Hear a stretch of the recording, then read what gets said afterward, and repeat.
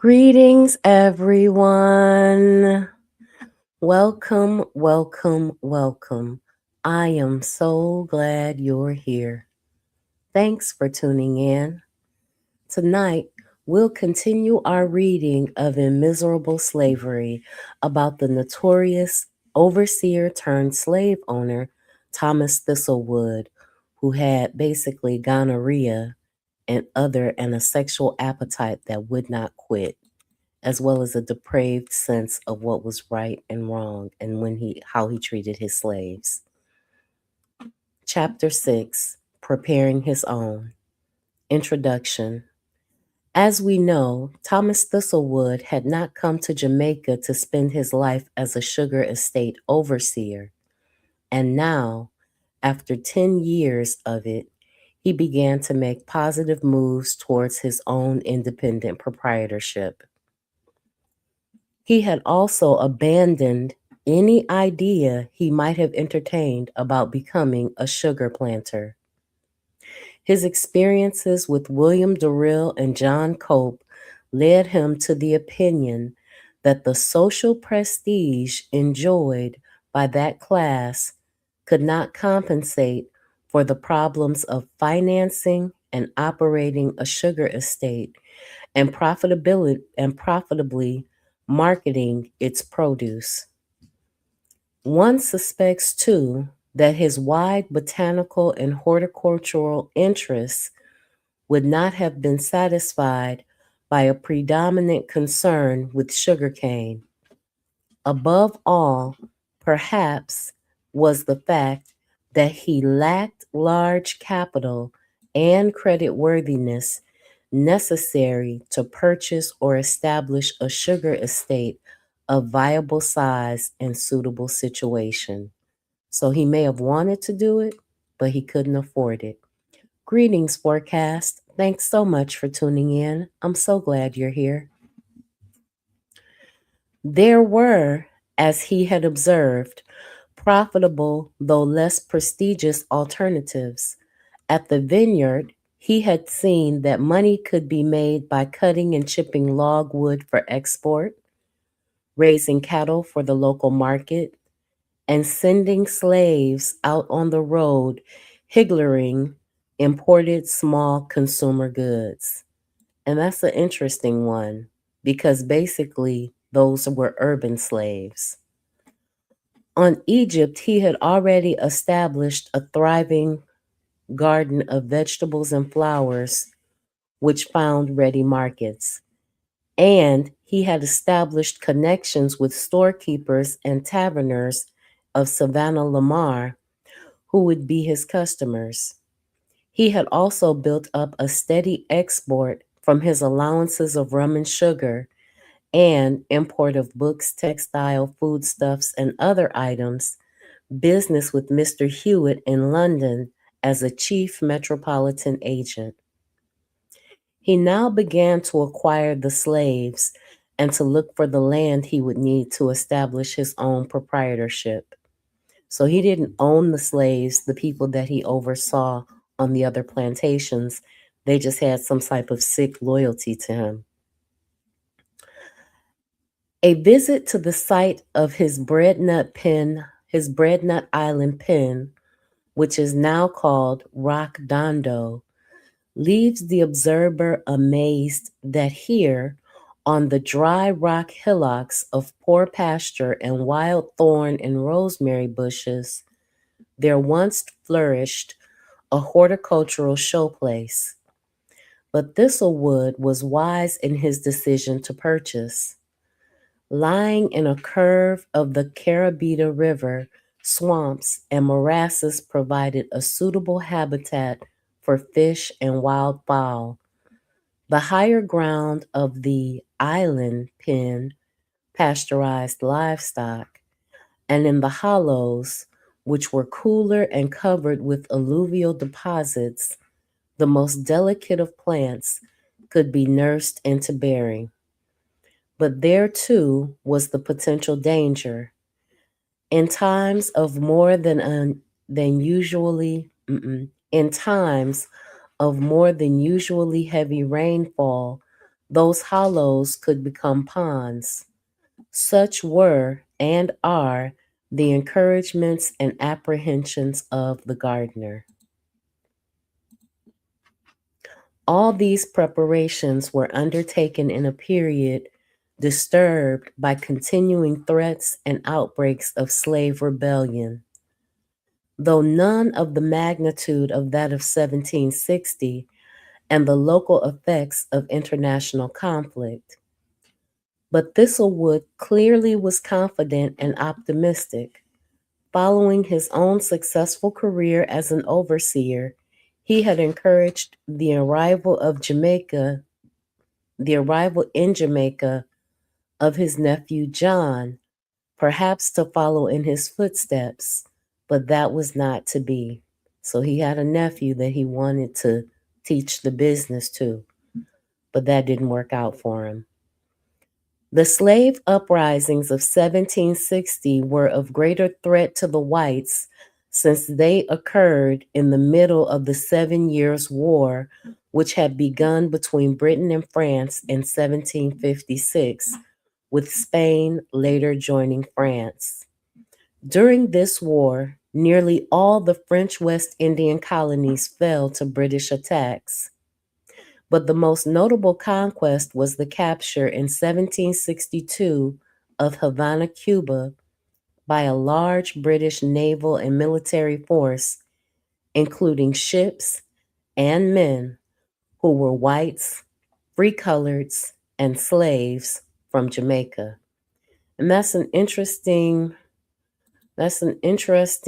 note there, that the West Indian colonies fell to British attacks and that they used the free coloreds and the slaves to do it. Curiously, Thistlewood makes little mention of these large events and the Treaty of Paris, by which the war was ended in 1763 and by which Havana was restored to Spain and Guadeloupe, Martinique, and St. Lucia were restored to France, passed with little note. But by the treaty, Britain gained New France, which was Canada, from the French and acquired Dominica, St. Vincent, Grenada and the Grenadines, and Tobago in the Caribbean. From his immediate concern with rebellion around him, Mr. Thistlewood had returned to his primary long-term concern, making his name and fortune. He had begun to make a record of his assets and liabilities on the 1st January in each year. On Thursday, January 1st, 1761, his affairs were as follows. In ready money, he had 12 pounds, 13 shillings, and 1.5 dittos. John Cope owes me about 329 pounds. Mr. John Parkinson for seeds owes me 3 pounds. Mr. Hamilton for pens owes me 4 pounds, 5 shillings. Mr. Green for cloth owes 3 pounds, 14 shillings, 2 dittos. And Brigadier General Barclay for books owes 5 pounds, 15 shillings, for a total of 58 pounds, 7 shillings, 3.5 dittos. So those were his assets based on how he understood them. He didn't necessarily have any liabilities listed because debt is money.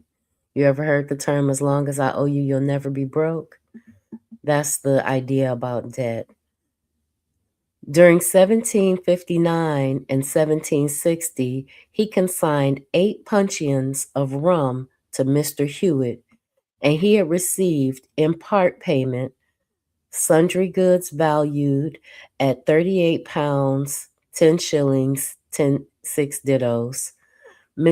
Dr. Drummond, Mr. Mould, Mr. Barnett, Mr. Atkinson, Mr. Blythe, Mr. John Parkinson, and Mr. Emmetson each had one of his books on loan. So his library cost money to access. And Mr. George Goldring had one of his handkerchiefs.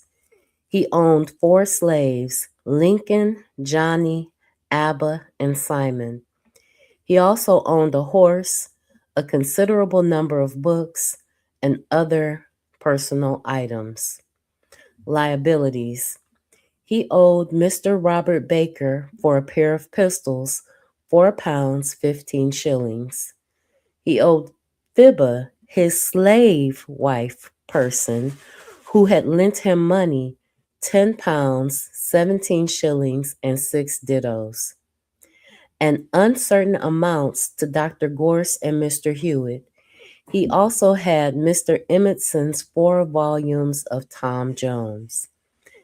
We find it interesting that he owed Fibba such a large sum of money, yet she was still an enslaved person on his plantation. From that account, we can gather some of the sources of his income. There was his wage, but this was usually much in arrears. John Cope had little ready cash and a dubious credit rating. He imported a variety of commodities from England for sale locally. He exported his share, taking in part payment for wages, of Egypt's produce. He hired out his slaves, but here again he was mainly dependent on payment by Mr. Cope, to whom, at any given time, the majority were hired. And additionally, though not indicated here, he bought locally at wholesale and then retailed articles such as beef, flour, and cloth.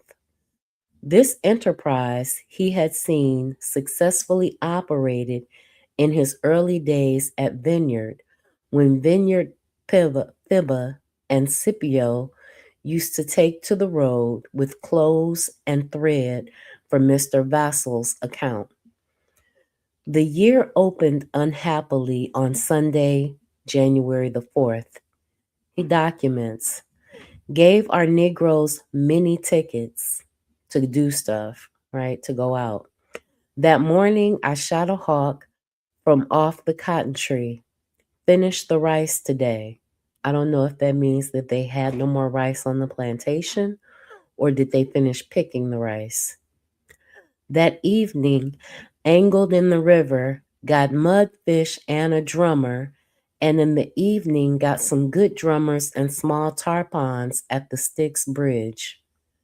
Fibba complains of violent pain at the bottom of her belly. She also has a running with stains that are yellowish. Suppose it is fleur albes, or I rather suspect a venereal infection. Gave her a mercury pill at night. It was indeed a venereal infection. Among the other slaves, Coffee, Julina, Jenny, Cujo, Little Charity, and Jude all caught the measles. John Groves, who before coming to Egypt had been at Roaring River Estate, gave up his job at Egypt for the same reason that he had been fired from Roaring River. Tuesday, January 6th, note, yesterday, John Groves, like a madman amongst the Negroes, was flogging Dago, Primus, and others without much occasion. So, John Groves, right? John Groves, who before coming to Egypt was working at Roaring River Estate, and he just beat the Negroes senselessly. So he must have been a slave driver. So John Groves was a black person, was probably a black person that was a slave driver. And when reprimanded, he decided to leave the estate. His successor, John Orman, hired on Friday the 16th, was apparently a man of prodigious appetite. Our white man eats as much as 4 moderate people do. In April, though confined to his house sick, he was still eating heartily. On the 17th, he died. The plantocracy were behaving in their usual style. On the evening of January 12th, Mr. Cope and Thomas Cogpea arrived at Egypt. Mr. Cope and Cuba, that is Egypt Cuba, not Thiba's daughter, Mr. Kopiji wanted little Member, but Member would not go to him, and Egypt Susanna was roughly taken to him in her stead. Now that's to note. That means that she didn't go willingly and she was forced to go be with this man.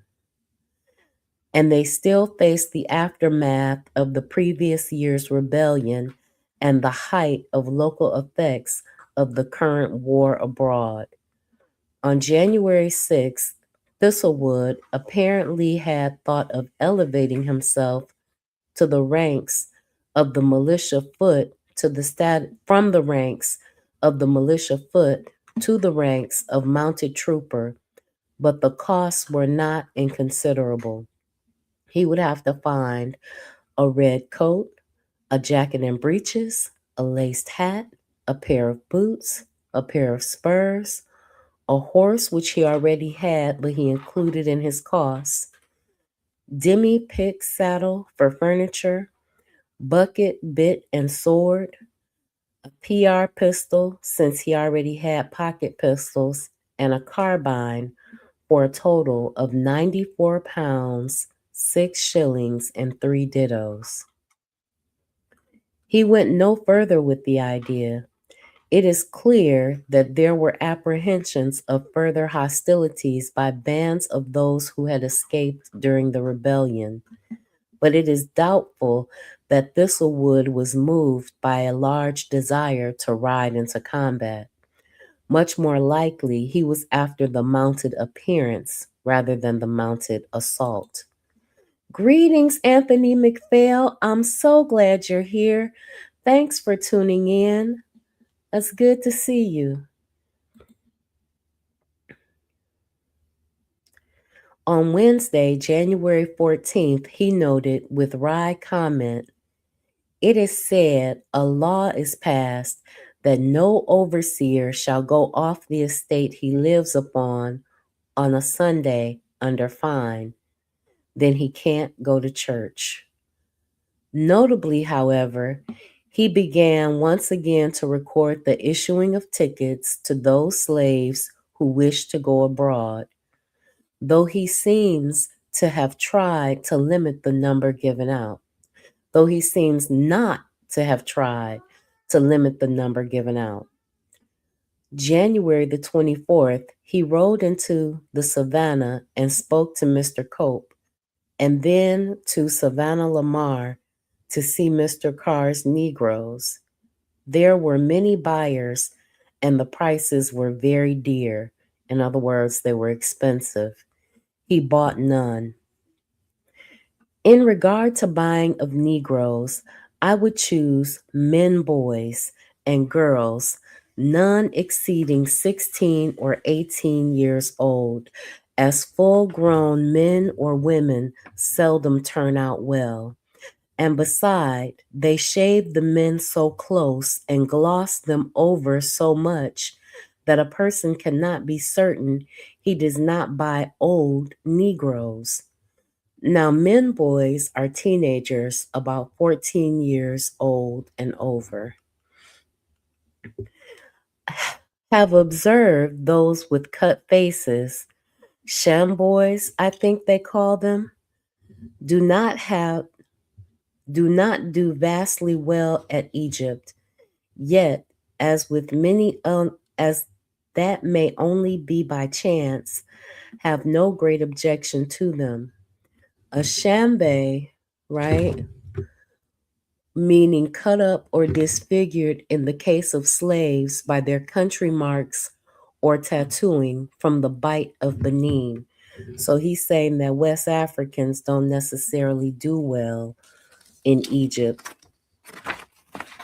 Those those Negroes have big bellies, ill-shaped legs, and great feet.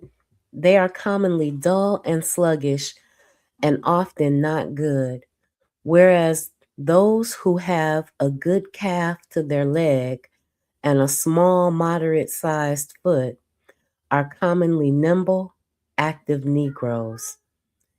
Many Negro men are bursting, in other words, ruptured, and are always the worse for it. Therefore, one would not buy them if perceptible. Now, I wonder, does he mean that they have open sores?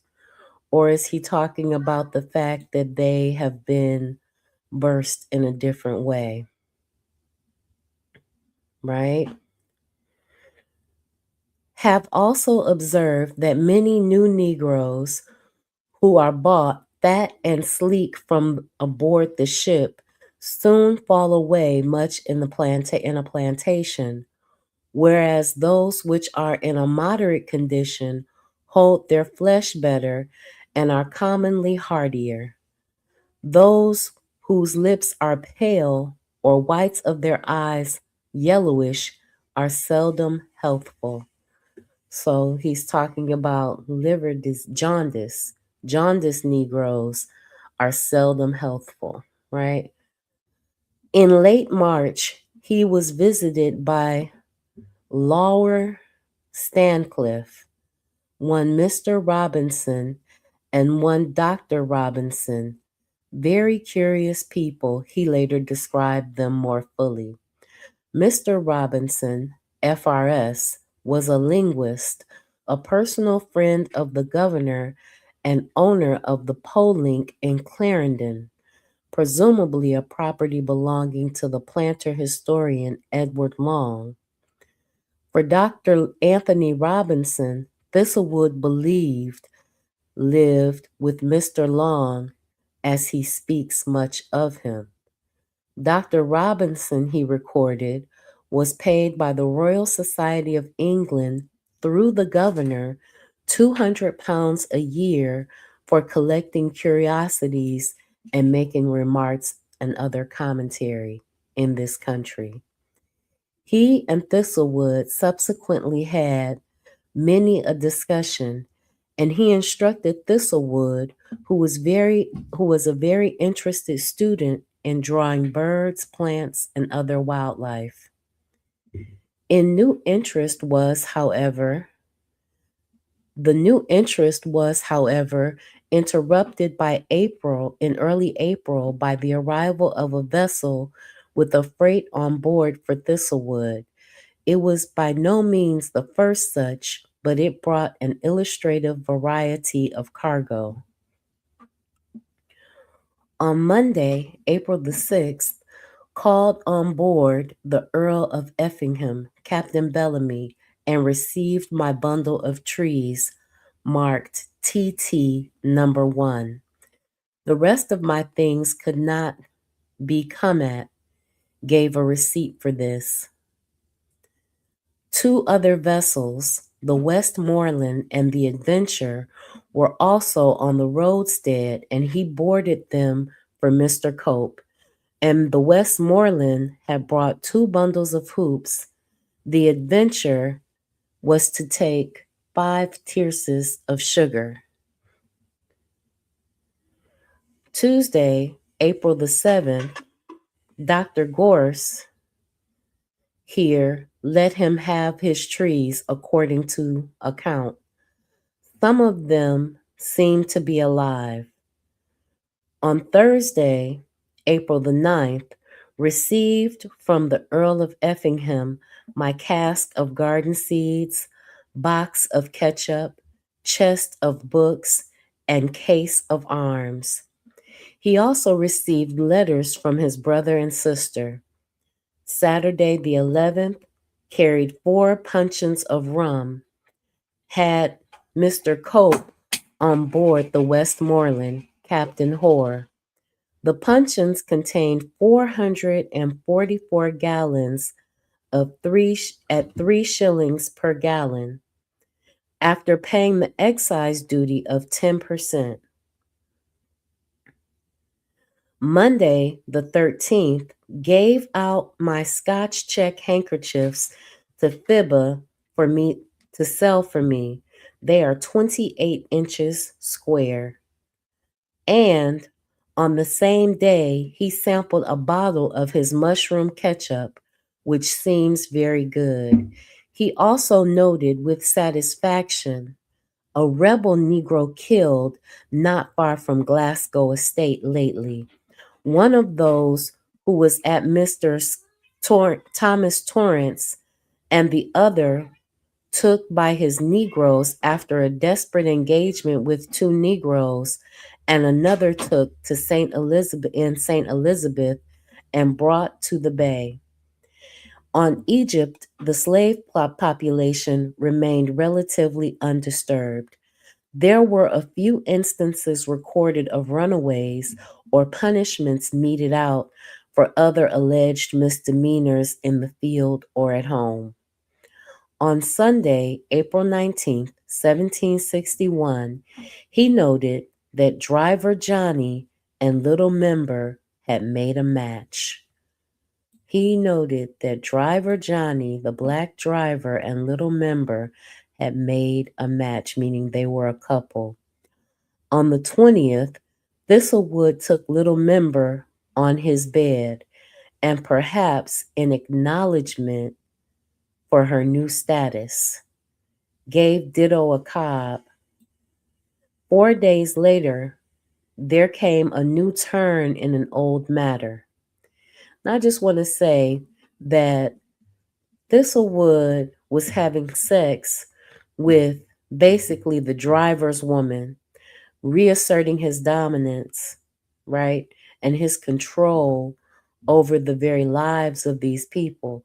Because although the driver was the most powerful enslaved person on the plantation, nobody could be more important or more powerful than the overseer or owner of the plantation, depending on the plantation structure.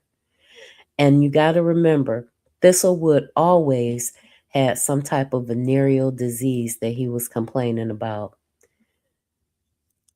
Matron, you can detect the underlying sexual deviancy of these European slave monsters. Absolutely. And the tribal marks or country marks are, in fact, the scarification tribal marks that different tribes did. Greetings, Brother Bakari. Thanks so much for tuning in. I'm so glad you're here. Gave Ditto a cob. 4 days later, there came a new turn to an old matter. Nego Jenny now had two sons, Qua the mulatto, whom Thistlewood had acknowledged only by gifts of clothing, money, and so on, and the recently born Cujo, of father unknown to us. Thistlewood must have grown fond of young Qua, and perhaps had even begun to entertain thoughts of his manumission, for on April the 22nd, a Wednesday, he noted, Jenny's mulatto Thomas bad of the smallpox at Paradise. There was no further mention of him until early December, Saturday the 5th. Received a note per little Beneba from Mr. John Thompson, acquainting me to send over Jenny to Paradise as Thomas lays a dying. His son lay a dying, right? Inexplicably, Jenny was not sent until the next morning. She returned on Friday the 11th. Mulatto Thomas had died the day before. In April 1761, Thistlewood began to dispose of his goods. He wrote to Jeremiah Myler, Esquire, and sent, per Plato, my Simon, who, as he is good for nothing, I have sold to Mr. Myler for £35 to send off. So he was sending him further south to harder working conditions. Simon would be a re-export. At about the same time, he made up categories of his imported flower and vegetable seeds and sent copies to individuals and to Jimmy Hayes and Mr. Emmetson's taverns for display. There were numerous buyers, and his ketchup too, which went at 3 shillings 9 dittos per pint bottle, was well taken. In May, he sold varieties of seed in the Egypt garden and in the boxes. So he was a hustler. He was always trying to figure out a way to make some extra money because previously, under the employment of Mr. Cope, his income was not steady because remember, Mr. Cope owed him £329. On the 5th of May, he received £2, 2 shillings, and 6 dittos from Mr. Emmetson for cloth sold for him. On June 2nd, he received £1, 11 shillings, 3 dittos for the hire of Abba for 5 weeks on the 19th. Lincoln, who had been sent out on the road with a basket of seeds, returned with 10 shillings worth sold. In the first week of July, he was out again and returned with £2, 10 shillings.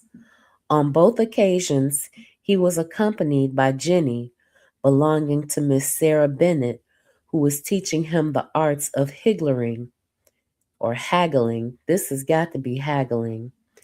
Mrs. Bennet, who lived at Robbins Hill outside Savannah Lamar, was the owner of Paradise Pen, which lay to the east of Egypt just across the Cabarita River and was managed by Thomas Eden. She was a well to do woman, and though the relationship was explained by Thistlewood, she was a close friend of Fibber. You see that? So she was a rich woman, and though the relationship was unexplained by Thistlewood, she was a close friend of Fibber. So I wonder how Fibber, his bed partner, his slave wife, right, as he called her, became friends with this well to do woman. The first week of June also brought further concern about roaming bands of rebels said to be at Morelands. Colonel John Cope and others had gone to try, unsuccessfully, to persuade them to surrender and be transported. More troops were sent into the area, but no action immediately followed. John Cope went home to Paradise Estate and then on to Kingston on business. On Monday, July 6, 1761, rode to Salt River and received 3 new Negroes.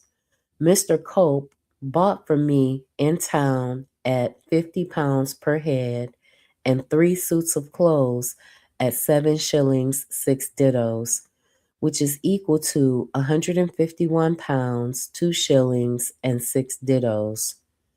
To which add for provisions 7 shillings 1.5 dittos, which is equal to £151, 9 shillings 7.5 dittos. A girl which I named Nanny, one boy Salon, and the other Caesar. Camina took Solon and Flanders and Caesar. Now there are some notes here. The first note is about John Cope, which says Thistlewood's employer, who was now a colonel of the militia to replace Alexander Barclay, who was now a brigadier general, but both men were in debt to Thistlewood.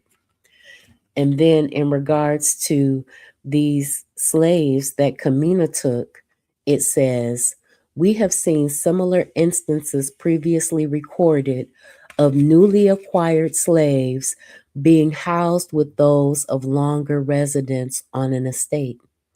This was for a seasoning period, during which the new slaves would be made aware of their new conditions of life and labor, learning from those with whom they were lodged. It is worth noting that Thistlewood himself, who was the only white on the vineyard pen during his first year in Jamaica, had himself, though in very different circumstances, been seasoned by the vineyard slaves who introduced him to the local scene. So remember in chapter 1 and 2, when we were talking about how these enslaved people kind of took Thomas Thistlewood under their wing. They showed him their secrets. They taught him their remedies. They communed with him. That was when he first got there, before he started doing things like a derby, which is making them defecate in each other's mouths and piss in each other's mouths as punishments. Now, they say that he didn't do it quite as often in the end of the book as he did in that one chapter, but this was the mindset and consciousness of this European. This is the way that he thought about things. This is how he handled going about showing his power and control and dominance over his enslaved population. Caesar seems to be about 14, Solon 16, and Nanny 21 years old. Tuesday the 9th, for 150 plantains, 6 bits to feed my new Negroes. On the 14th, all three were at work in the field. Solon at first seemed to be a doubtful purchase. He had the bellyache, and then 2 weeks after his arrival, Thistlewood sent him to Dr. Gorse, as he had a film growing on one of his eyes. Dr. Gorse gave him some powder to blow into his eye. The cure, whatever it might have been, was successful, but he was soon to endure another ailment. Wednesday, August the 5th, 1761, Ellen weeding in the garden, having a bad sore on her inner thigh. I wonder, was it syphilis? Went Thursday the 6th in the morning, he had sex with Ellen. So that she's got a bad sore on her inner thigh, and he had sex with her in the garden by an Indian arrow bed, standing up backwards. Gave Ditto a bit. Monday the 17th, that morning, rode to the bay, gave Mr. Samuel Lee some grass seeds. Abba is left Dunlop, received a pistole for her time there. She is now hired to Mr. Samuel Lee at £14 per annum. Neptune at Mr. Emmerson's is her husband, and it is said she is with child. Tuesday, the 18th, Mr. Cope, Mr. John Dorwood, Mr. Alexander MacDonald dined here, also supped and got very drunk, disturbed me sadly in the night, but I would not let them into my house. They had Eve and Margarita amongst them. So let's go back a minute to talk about the fact that he's looking at the natural increase of Neptune, who was pregnant, right? And he was documenting the fact that whoever owned Neptune was going to have natural increase in wealth, because if the child survived the Caribbean conditions, then that's just money that they made for themselves, right? We talked about that in the American Slave Coast, that they documented births and deaths like numbers on a balance sheet. Then these these three drunk white men came banging on his door trying to get back in, right? They got very drunk and disturbed him half the night, but he was willing to let his enslaved women, Eve and Margarita, have be had by these drunkards. He didn't do anything to protect his property or anything like that. He just let them have at it. Monday the 24th, it is said that Phoebus Cuba, Mr. Cope, Mrs. Cope, waiting maid at Paradise, is with child. So Phoebus' daughter was pregnant with child. Whether whether for Mulatto Davy, her husband, or JC, in my opinion, is doubtful. So Cuba had a daughter, right? And she was involved in a slave marriage with a mulatto named Davy. They didn't know if it was John Cope's baby or Mulatto Davy's baby because JC is John Cope, right? And so he was screwing his wife's waiting maid. He was screwing his wife's waiting maid. He appears to have been right. The child, a mulatto, and certainly not Davies, died soon after birth. Now, in America, we had the Casual Killing Act, and I'm wondering if the child died of natural causes or was Miss Cope in such a rage that she killed the child herself, because they were doing that down there in the Caribbean, right? They were doing that. Greetings, KW97. Thanks so much for tuning in. I'm so glad you're here. Yeah, they are disgusting forecasts. They are utterly disgusting. Tuesday, the 25th, my salon has got guinea worm. Wound some of it out up on a quill. Wound some of it out up on a quill. Saturday, the 29th, my Johnny sick today. Dressed his yaws. Sunday the 30th, sent some of my salt beef to sell in Leeward Road to the Negroes per Egypt Lucy. Received 11 shillings, 3 dittos. Gave her a little beef for her trouble. I mean, he's talking about these transactions where he gives these enslaved people food, money. He's gone into debt to Fibba, who was his lover. Um, he talks about these enslaved people as if they had some choice in the matter and as if they were doing jobs for him, but they weren't. They were totally enslaved, and he owned them. And he did this in an attempt maybe to ameliorate, for lack of a better word, his conscience. May 31st, received more of Fibba to take care of her for her 14 pounds, 12 shillings, and 6 dittos, which was received, which with what received April 21st, 52 pounds, 4 shillings, 4.5 dittos, which equals 66 pounds, 16 shillings, 10.5 dittos. Sent Job to Mr. Weech's store at Savannah Lamar with a mule.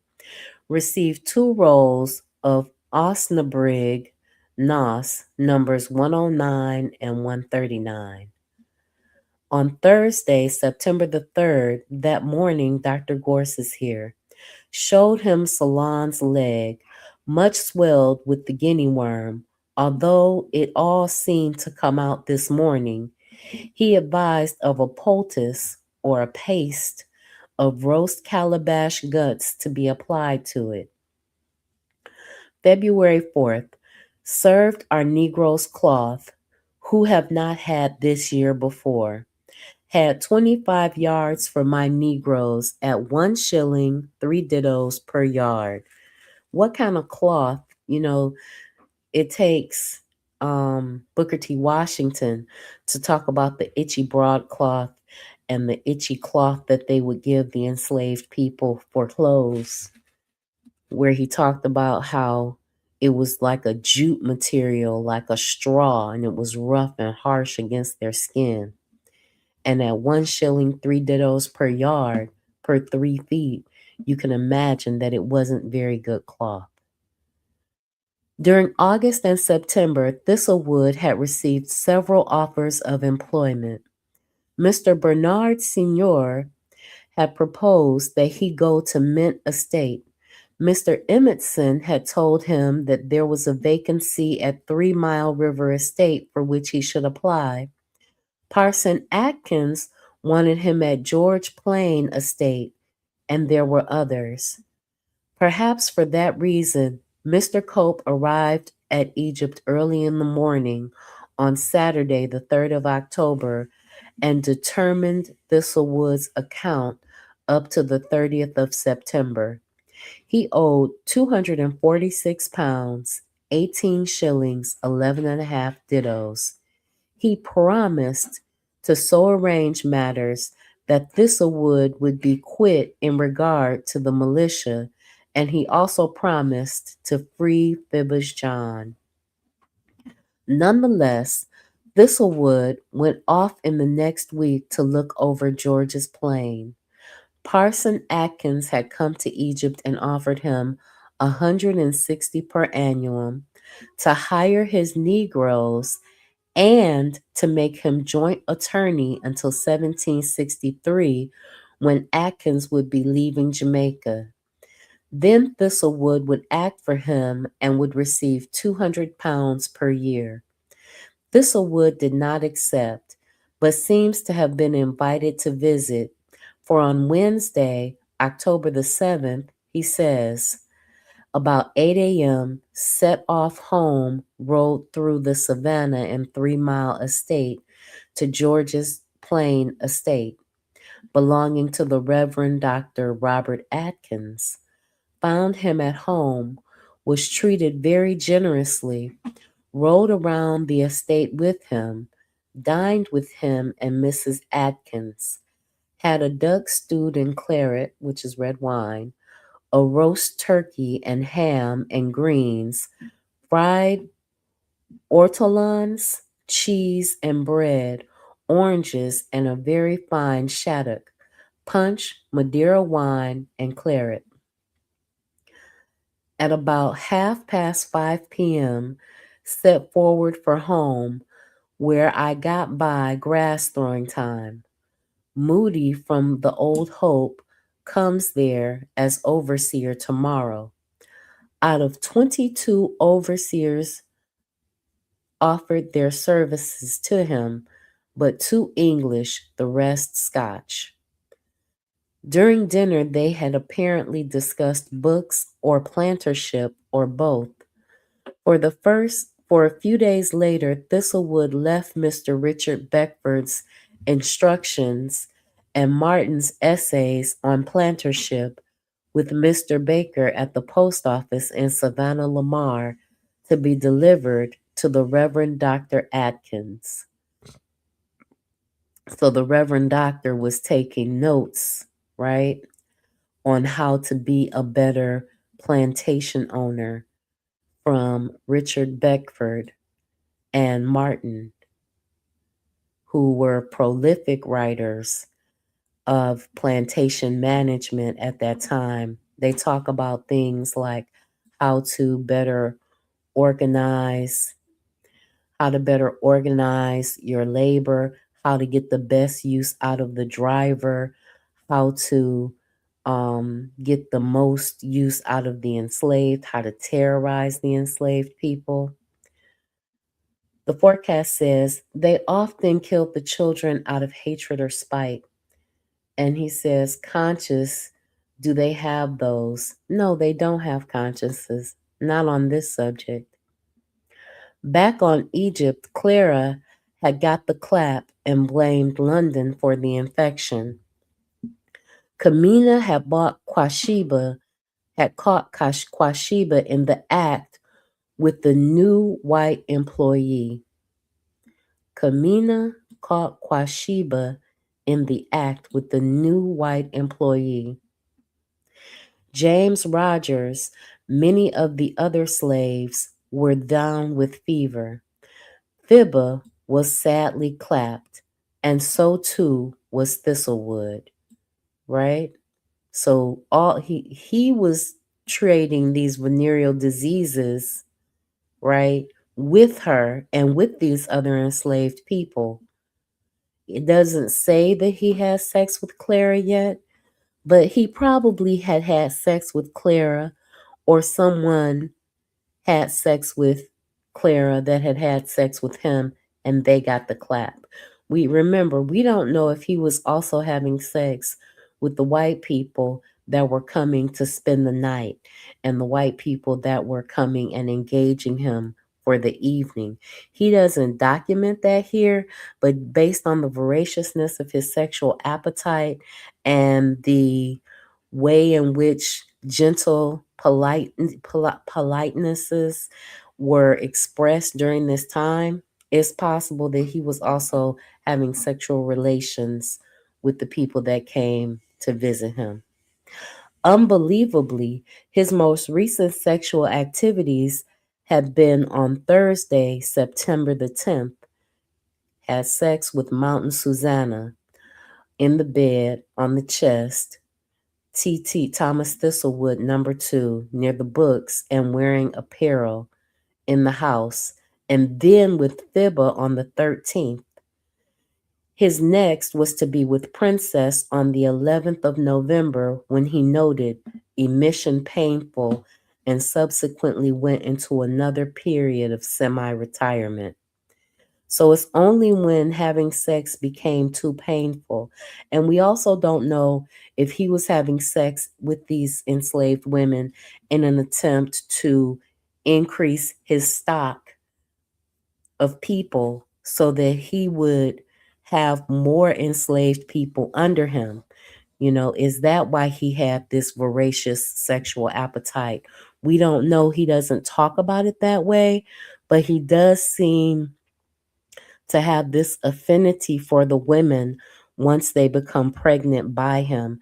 Because when Fibba was pregnant, for a while she was treated with a little bit of preference. And we know that when the other woman became pregnant, she was treated with a little bit of preference. He even thought of manumitting that particular child.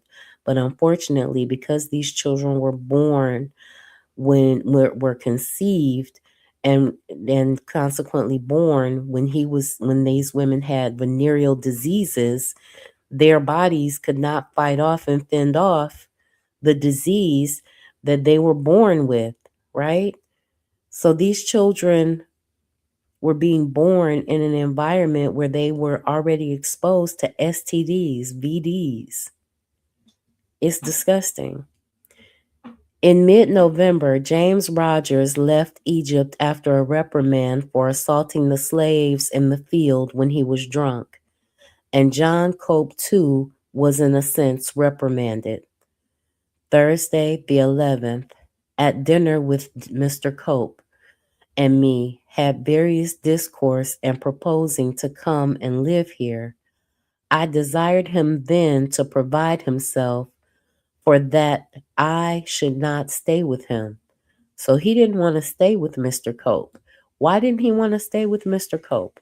Was there some relationship or some interaction that they were having that he wanted to avoid? On the last Sunday of the month, Thistlewood observed several Negroes from Midgem and other places to court my nanny today. On the night of Wednesday the 2nd, December 1761, a party of Frenchmen raided the Negril guardhouse and captured some Negroes. The war was getting close. Undeterred, on the 7th, Thistlewood paid Mr. John Hutt £112 for 2 men and £200 for 1 boy and 3 girls. Mr. Hutt accepted the order on Mr. Cope for the full amount and gave Thistlewood a receipt.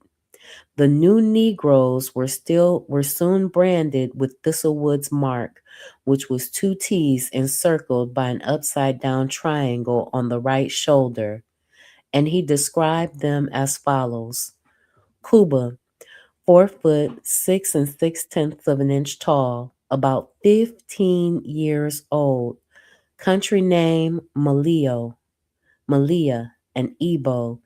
He put her to live with Egypt princess. Suki, 4 foot 8 and 8 tenths of an inch tall, about 14 years old. He put her at 14 to live with Job. Maria, 4 foot 11 and 1 tenth of an inch tall, about 15 years old. Country name Ogo. She was put with Lucy. Pompey, 4 foot 9 and 9 tenths of an inch tall, about 16 years old. Country name Awaria, a Coramante, put to live with Plato, right? Will, 5 foot 3 and 2 tenths of an inch tall, about 25 years old. Country name Abase, an Igbo. Then there was Dick, who was 5 foot 7 and 3 tenths of an inch tall, about 22 years old. Country name Sono, alias Dowotrani. He calculated the cost of feeding them. Note, I give my new Negroes 3 pints of rice each per diem, and allowing 3 pints for a bit. It is dearer or more expensive than feeding them with plantains if 10 bits per hundred and allowing them 3 plantains each meal or 9 per day. Much dearer, just dearer than 16 bits per hundred if only 6 plantains per day each. So he was again putting the life experiences of a black person on a balance sheet, talking about how much it costs to feed them. Sunday, the 13th of December, for 400 plantains, 12 bits for my new Negroes. The next day, they were put in the field. On the night of the 30th, his Abba was brought to the bed of a girl at Mr. Lee's at Savannah Lamar. At first said to be a mulatto, she was Negro. So that means she was light skinned, and they couldn't tell the difference initially. Among the Egypt slaves, Little Member was ill at the Negro house. It is said she miscarried last week, probably because she kept getting venereal diseases, right? On January the 1st, 1762, therefore, Thistlewood listed among his assets 12 slaves and Abba's girl, recently born, named Mary.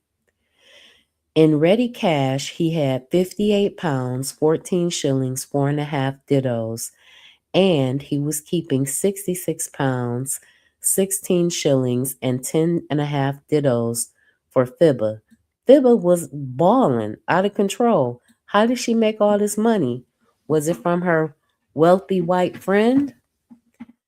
Various people owed him about 10 pounds. On the other side, he owed a total of about 20 pounds. There was something due to him on rum sent to Mr. Hewitt, and of course, he had his horse, his books, his watch, his pistols, and other effects.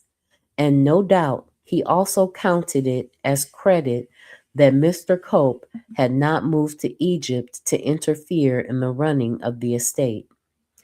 On Monday, the 18th of January, he put the mill about for the crop taking. He was also busy about the garden.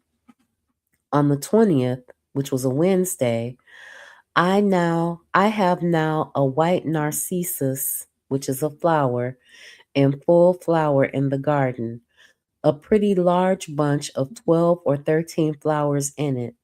This is probably the first of whatever flowered in this island. It opened about a week ago.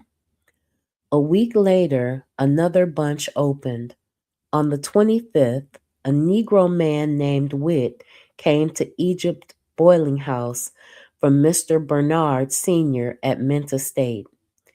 He is a famous boiler. His reputation stood the test. He stood left on he when he left on Saturday the 30th. Thistlewood gave him 4 bits and 2 bottles of rum and commented, "He is a very good boiler." Now, boiling was a specialized task because that's how they extracted the sugar from the cane after it was processed. So it had to be cooked, it had to be sifted. There were a lot of processes that had to go, and it was a specialized task to get the sugar, whether it was muscovado sugar or white cane sugar. There were a lot of processes that it had to go through in order to become good sugar, which was the objective. Early in February, the militia were mustered around the clock. Guard duties were established at the bay, and all were ordered to be in readiness to march for town at a minute's notice. People were greatly alarmed. On Monday the 8th, Thistlewood's company escorted the prisoners, which were 72 Spaniards, 5 French, 1 Italian, and 1 Maltese, by canoe from Savannah Lamar to Bluefields, and then by road to Parker's Bay, where they were handed over to Captain Gordon and his company. While at Savannah Lamar, the prisoners had been fed once a day on boiled plantains and saltfish. While Thistlewood and Lloyd, a new white employee on Egypt, were away, another body of soldiers coming from Midjam had stopped at Egypt and frightened our Negroes into the morass. Being no white person upon the estate, they commandeered a cart to take their equipment to Savannah Lamar.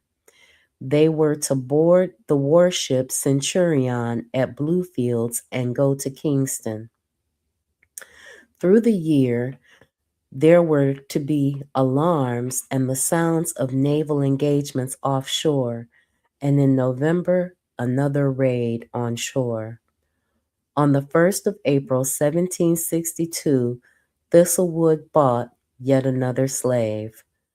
Bought of Mr. Jeremiah Myler, a Congo girl, 9 or 10 years old, 4 feet 1 inch high, give 42 pounds cash, had a receipt, named her Sally, and intended for her a seamstress, and I'm thinking that that's seamstress.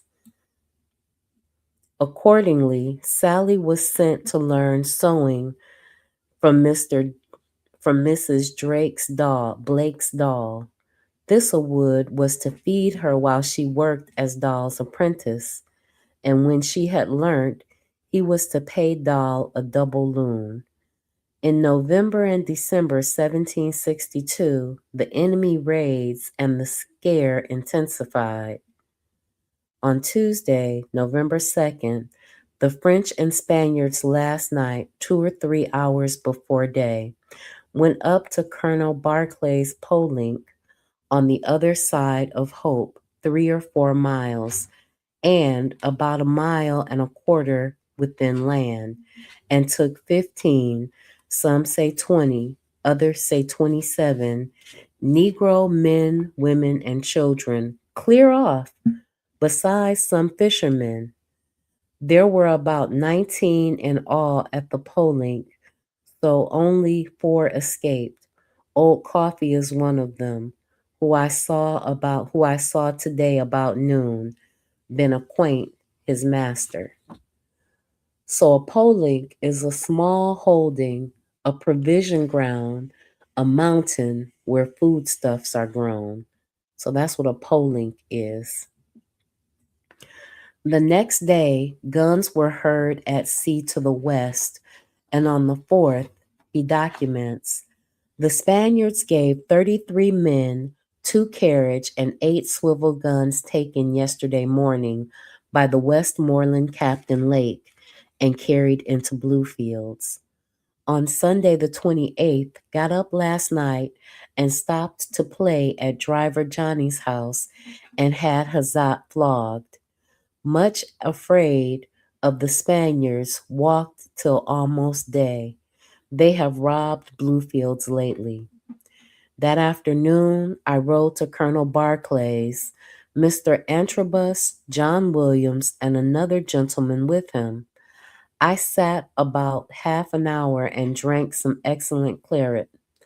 The colonel agreed to send two hands every night to watch Cabrito is Cabarita Bridge, and we too begin tonight. I send Cubina and Dago and Colonel Barclay. Two, one of his and one of ours watch at a time. Have each a gun, which, should the enemy appear, they are to fire and then run home to give notice. So they had their enslaved people watching the bridge, and they armed them with a gun. They must not have given them very many bullets. They must not have given them very many bullets in order to trust them with a gun. I went to the bridge twice in the night. Monday the 29th, Thomas Eden come to see me and consult about the Spaniards. Today, Mr. and Mrs. Cope come to their house in the savannah again. They had purchased the Moulds house for fear of the Spaniards, although a sergeant and 6 soldiers at Paradise. Tuesday, the 30th of November, flogged Prince and Kent for making noise last night and reprimanded Robert about it. Robert Gibbs, a Barbadian, was the new driver at Egypt, right? And with Thistlewood's assent, had taken the much courted Nanny as his wife. So again, the driver was the most popular and most powerful enslaved person on the plantation outside of anyone. The driver was the most powerful enslaved person. The driver had the ability to make your life hell or to make your life easy. The driver had the ability to beat you within an inch of your life or to spare you, depending on what happened, especially at this time before the fiscals and protectors of slaves came into play as part of their extra legal system in the Caribbean. And he gave Nanny, the young girl, to Robert as a wife. On December 1st, a second white driver, an Irishman named Christopher White, was taken on. He soon made a match with Egypt's Susanna. So the white driver, right, who was an Irishman, because this is before the Irish were considered white, took on Egypt's Susanna, as his mate and as his spouse. But remember, Thistlewood had been knocking her off for quite a while. She had been treated for VD and everything else. Tuesday the 7th, yesterday evening, Dr. Gorse, Mr. Randolph Donaldson, Mr. Abraham Lopez, and others conducted the Spanish prisoners through Egypt towards Savannah Lamar. The captain and another rode in Kitterine. The common men walked. The captain looked very thoughtful. I could not help pitying them, although they are the people who plundered Mr. Thomas White's house at Bluefields.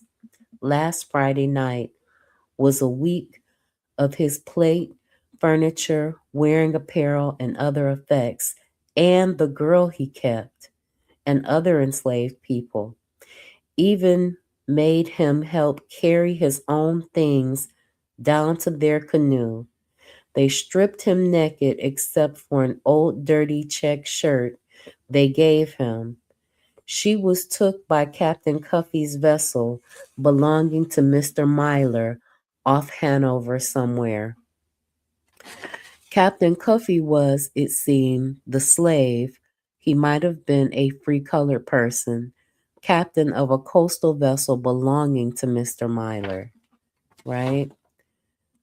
That was the last enemy action of any significance recorded by Thistlewood, and indeed the war was drawing to a close with the Peace of Paris to be agreed in 1763. On Thursday, January the 13th, Mr. Lee paid wages of £10 for ABBA for 1762, £4 having been deducted for the periods of illness and laying in. Thistlewood sent to Emmetson's and bought 4 bottles of Madeira at 5 shillings each. On the 14th, he entertained. Mr. Richard Hungerford, Mr. Chambers, and Mr. Samuel Barton dined with me and sat the afternoon. We stewed snook and ketchup sauce, boiled salt beef and broccoli, and a roast squab, a roast teal, roast coot, and roast snipe, soft crabs and others, cheese, oranges, honey, watermelon, wine, and punch.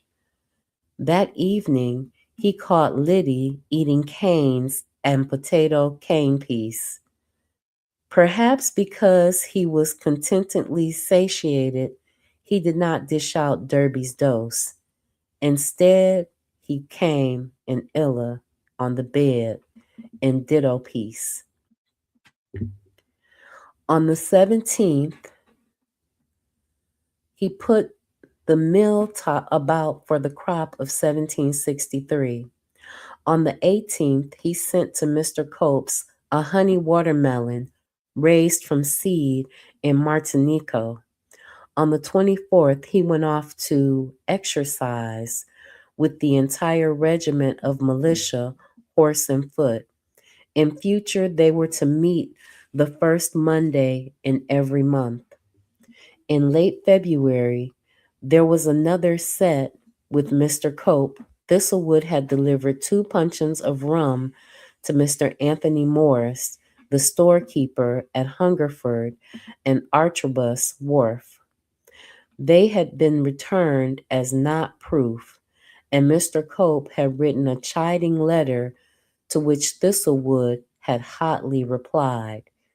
Clearly, Mr. Thistlewood was of the view that Mr. Cope could not easily dispense with his services, and that if he did, other employment would be readily available.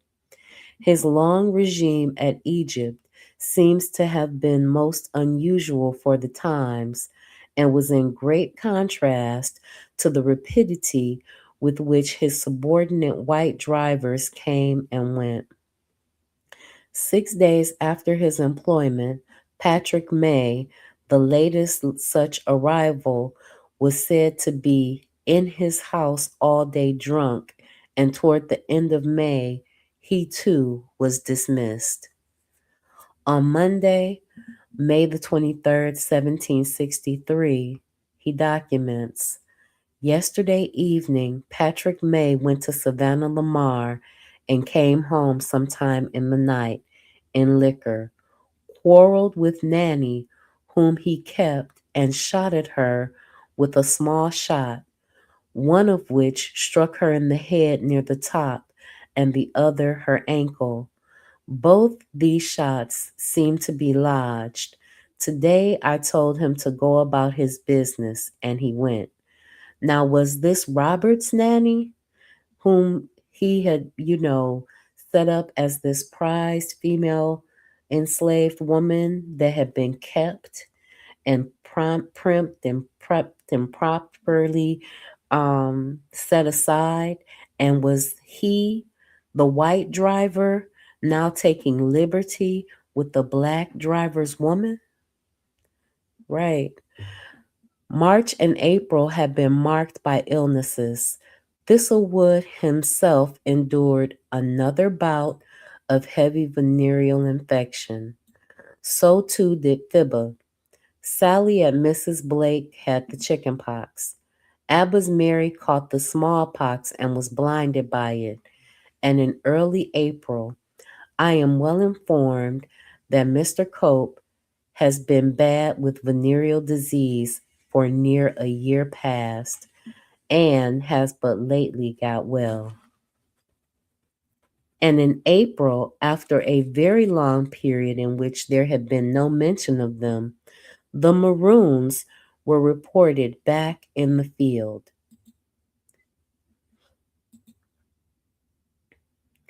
And remember, the Maroons at this point in time had a treaty with the British. They were supposed to put down slave insurrections, return runaways, help defend the colony against foreign armies. Remember, these Maroons are not the Maroons that you think about when you think of ongoing resistance to enslavement. Tuesday, April 12th, 1763, the wild Negroes, Cujos I mean, lately came up with 11 runaways in a hut in the mountains, killed 3 and took the rest, who were tried today at Savannah Lamar. One is kept as an evidence against the others which may be taken, and the others, some of them hanged and others burnt alive by a slow fire in the morass behind the courthouse. Those Negroes confessed to have murdered Mr. Wright at Mr. Grizzly's and other white men at Round Hill in Hanover and in other places. So they was lynching us back then, and they've never stopped. Thistlewood had been informed of all of this at first hand, for on that day he had gone to Savannah Lamar and received of Mr. Chambers, a lawyer, the receipt for John's manumission. It not being recorded yet, so backward in their books at the office. Remember, that was John.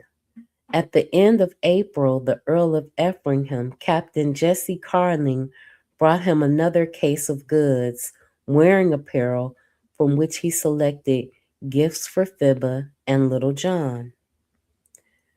Friday, June 3rd, Captain Toby from Cujostown and 2 boys slept in the cookroom, gave them supper and other provisions.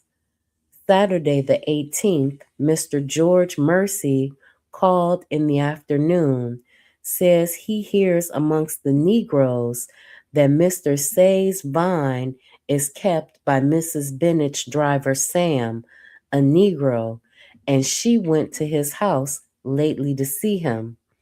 Modes Lewis kept Mr. Smith's grace, brought her a coat from town when he came last.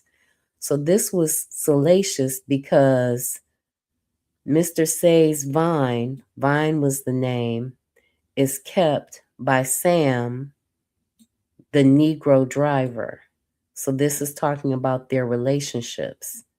Mr. Samuel Say was a good friend of Thistlewood, and Vine was one of his house slaves, but she was apparently not established as his wife in the same way that Thibba was established by Thistlewood as his wife. Though there seems little doubt that Thibba from time to time went voluntarily or otherwise to other men, there is no doubt at all that she was kept exclusively by him. Modes Lewis, for a long time a hired slave on Egypt, had gone to Kingston with Mr. Mold on his return to Jamaica. In early September, Samuel Hayward went off to Kingston on business. He left his money bag containing £469, 13 shillings, and 9 dittos in Thistlewood's care, and asked him to keep an eye on the property, which was called Hatfield. In return, Thistlewood asked him to try to extract John's manumission paper from the secretary's office. Sunday the 11th, rode with Mr. Say and Solomon Cook to Miss Bennett's pen. That evening, rode to Hayward's at Hatfield. All well, returned. On the 25th, Mr. Hayward came home.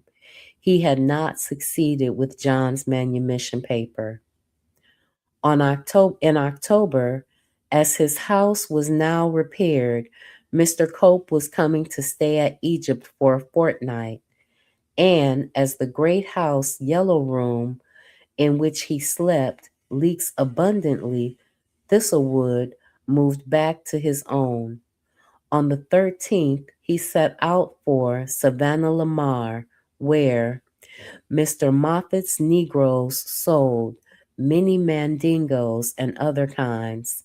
I bought none, as Mr. Moffat refused to take Mr. Cope's bond, but he would let me have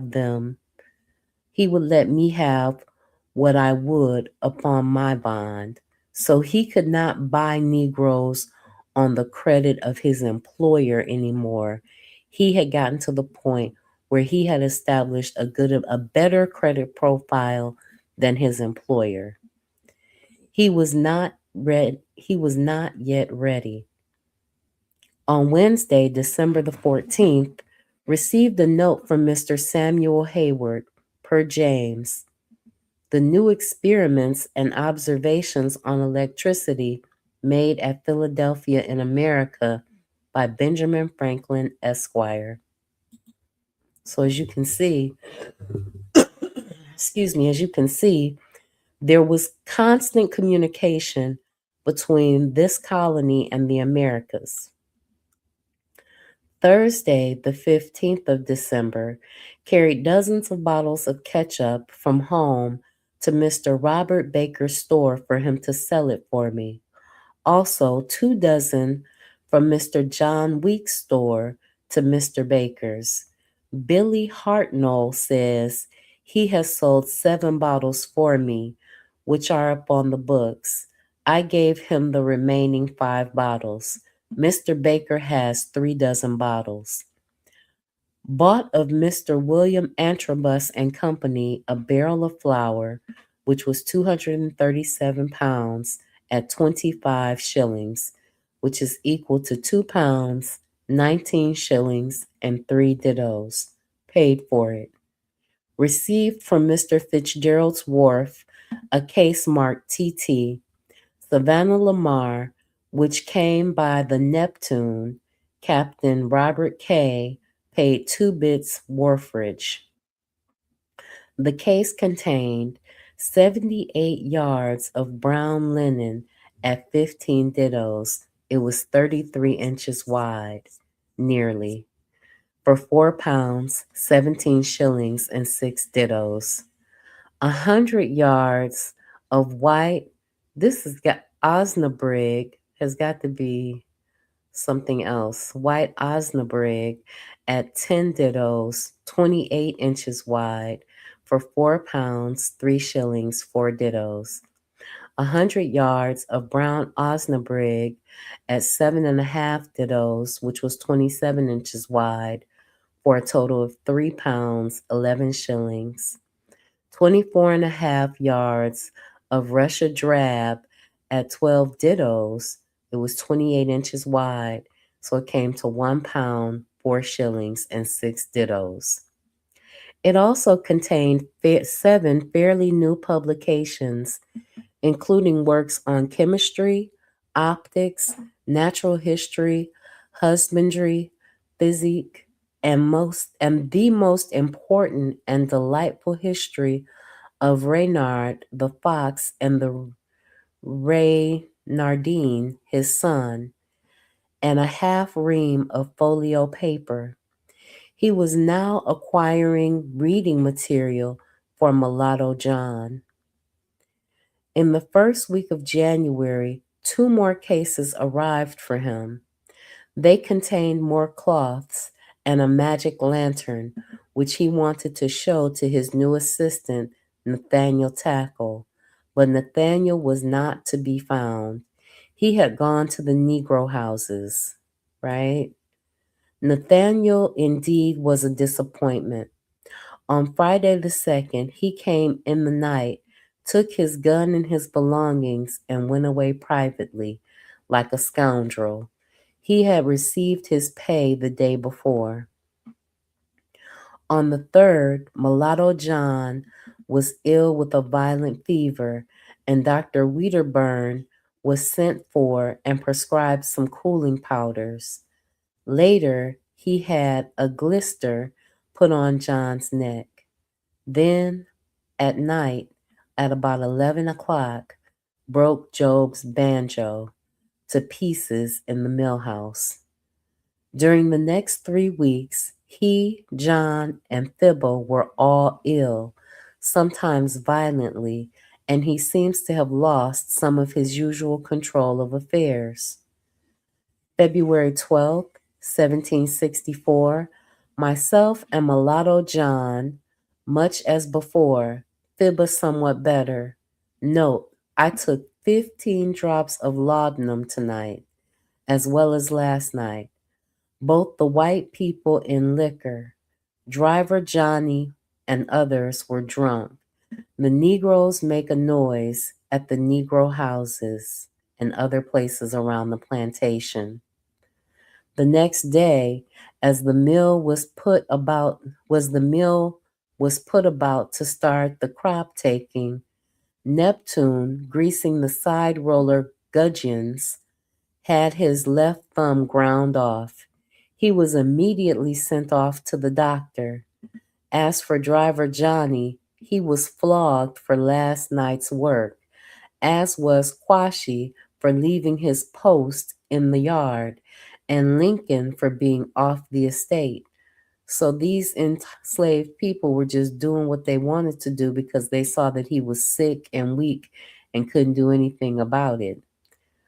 On Thursday, February 23rd, 1764, received a letter from Mr. John Thistlewood, Jr., dated Kingston, February 16th, 1764, paid postage 2 bits.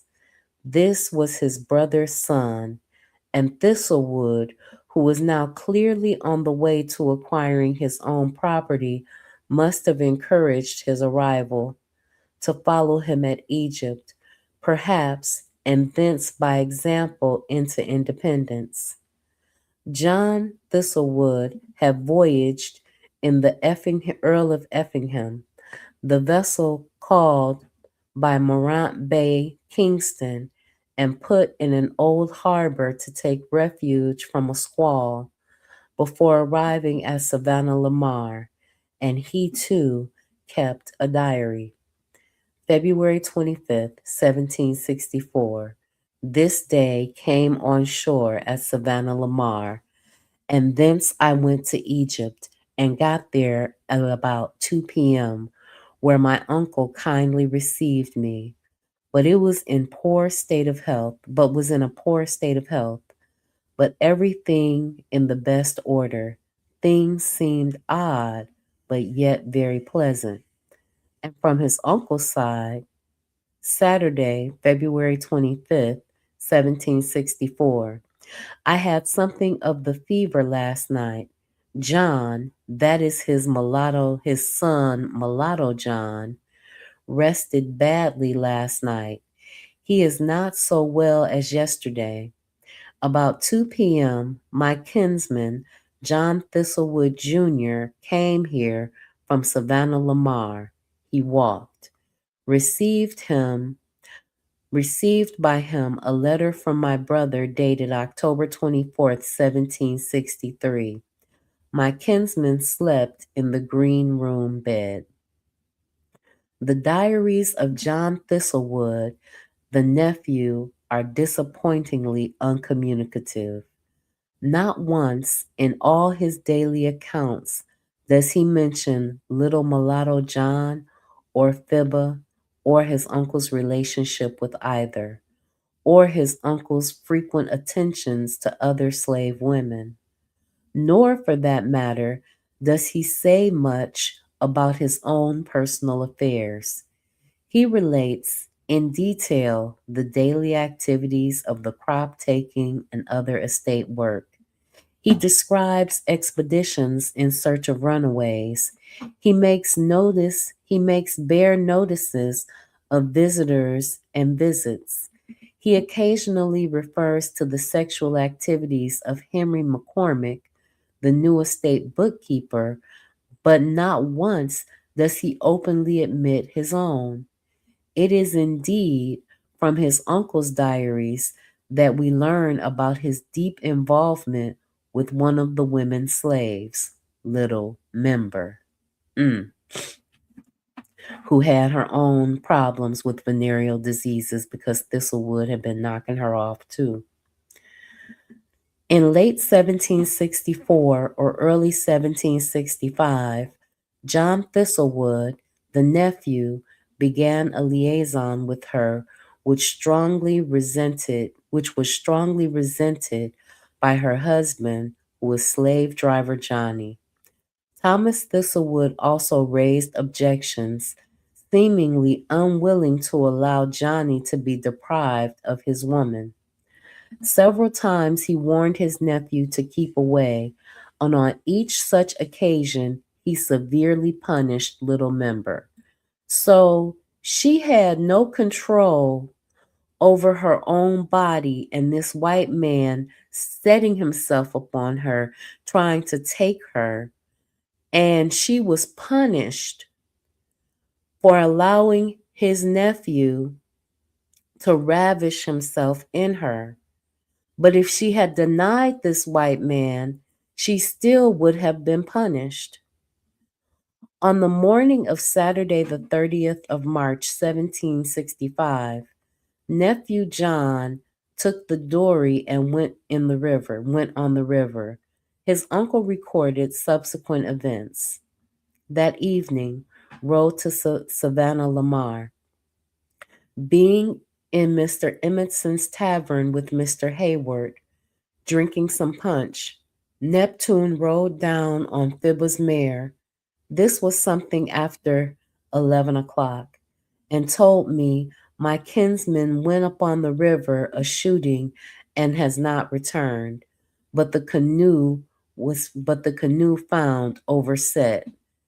I rode home as fast as I could and was informed at about 9 o'clock he called Henry out of the mill house and desired he would look after the boiling a little, till he walked to the riverside to try to shoot a coot or two.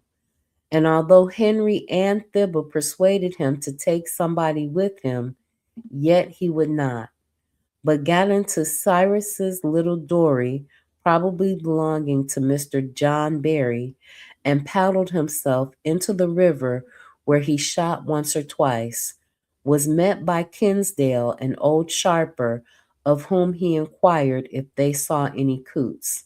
But not returning, Henry and the negroes began to think he stayed long, when somewhat after 10 o'clock, Mr. Myler's boat, going up the river with a load of boards, met the dory, overset, going down the river. Somewhere against the wild canes, with his powder horn and coot. Presently after, they met his hat floating down the river, which convinced them somebody was drowned. Therefore, they carried them up to the estate, and then Neptune was dispatched to me. Searched all afternoon, but discovered nothing of him or his gun. The next day, McCormick and others went again in search. Lincoln and Plato swam and dived in the river. Henry says, my kinsman told him but a day or two ago that he had strange bad dreams about himself and others. About 11 p.m., our white man, who was Henry McCormick, discovered my kinsman floating down about 150 yards below the old Barcadier. Soon made hands get him out. Oh, how strangely he looked, because his body was bloated with water. I rode and acquainted Mr. Stone, the coroner, but he thinks it needless to have an inquest over him. Flanders made a coffin, and Mr. Hayward, who spent the day, read prayers over him when we buried him in that in the evening, about 15 yards northeast of my house. Davy and Quashie here at his burial. So somebody killed, right, his his nephew. On the night of Thursday, April 4th, 1765, between 8 and 9 o'clock, heard a shell blow on the river, and afterwards in the night, two guns fired with loud huzza after each on the river against our negroes' houses, for joy that my kinsman is dead, I imagine. Strange impudence. So the Negroes were glad that he was dead. As the tragic relationship between John Thistlewood and Little Member developed, business went on around them in much the usual way. Thomas Thistlewood made his first approach to Miss Sarah Bennet about the possible sale to him of her property, Paradise Pen, in September of 1764. He bought at the public venue in Savannah Lamar 49 Norwood hams, for which he paid £2, 5 shillings, and 7½ dittos for, made 50 shillings and a bit for them, and a bit of them, besides the 4 or 5 I eat, and gave several to my negroes. He was not the only entrepreneur. In early June, for instance, Kubina had sold 2 hogs for 42 bits. Earlier in the year, Mr. Hayward had appointed Thistlewood his attorney during an absence in England. He returned in early January 1765, bringing a variety of gifts, including books for Thistlewood and an electric machine with which they and friends played for some time, being electrified. One of the gifts was a key ring, on receipt of which Thistlewood gave Fibber my old one, given me by Patty Hatchard. Another sentimentality abandoned, and indeed he had even forgot her name, which was Hatcher. Saturday, May the 5th, 1764, a Negro wench hanged at Savannah Lamar today. She was concerned in cutting out the sailor's tongue lately. Cujo's Negroes brought her down, and another who was with child, and a vast deal of obia of different kinds. Now remember, obia had been outlawed after Tacky, right? Obia, by which spells could be laid, was once counterbalanced by Mayal, by which the powers of obia might be resisted or overcome. But even by Thistlewood's time, according to his contemporary, whose name was Edward Long, it would seem that there was some assimilation by the obeah men into the practice of Maoism. Okay? So these were the different kinds of Negroes.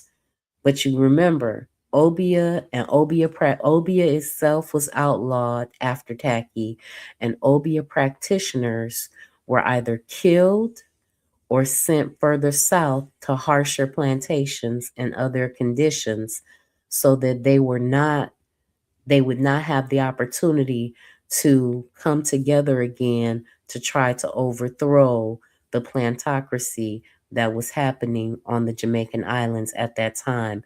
And then they demonized, right? They demonized Obeah practitioners in the eyes and minds and hearts of the enslaved people that were left. Here is an information. Here there is information against Mr. Samuel Say of Cabarita Estate for permitting a Negro to play, for Vine's mother, who is lately dead, last Sunday afternoon.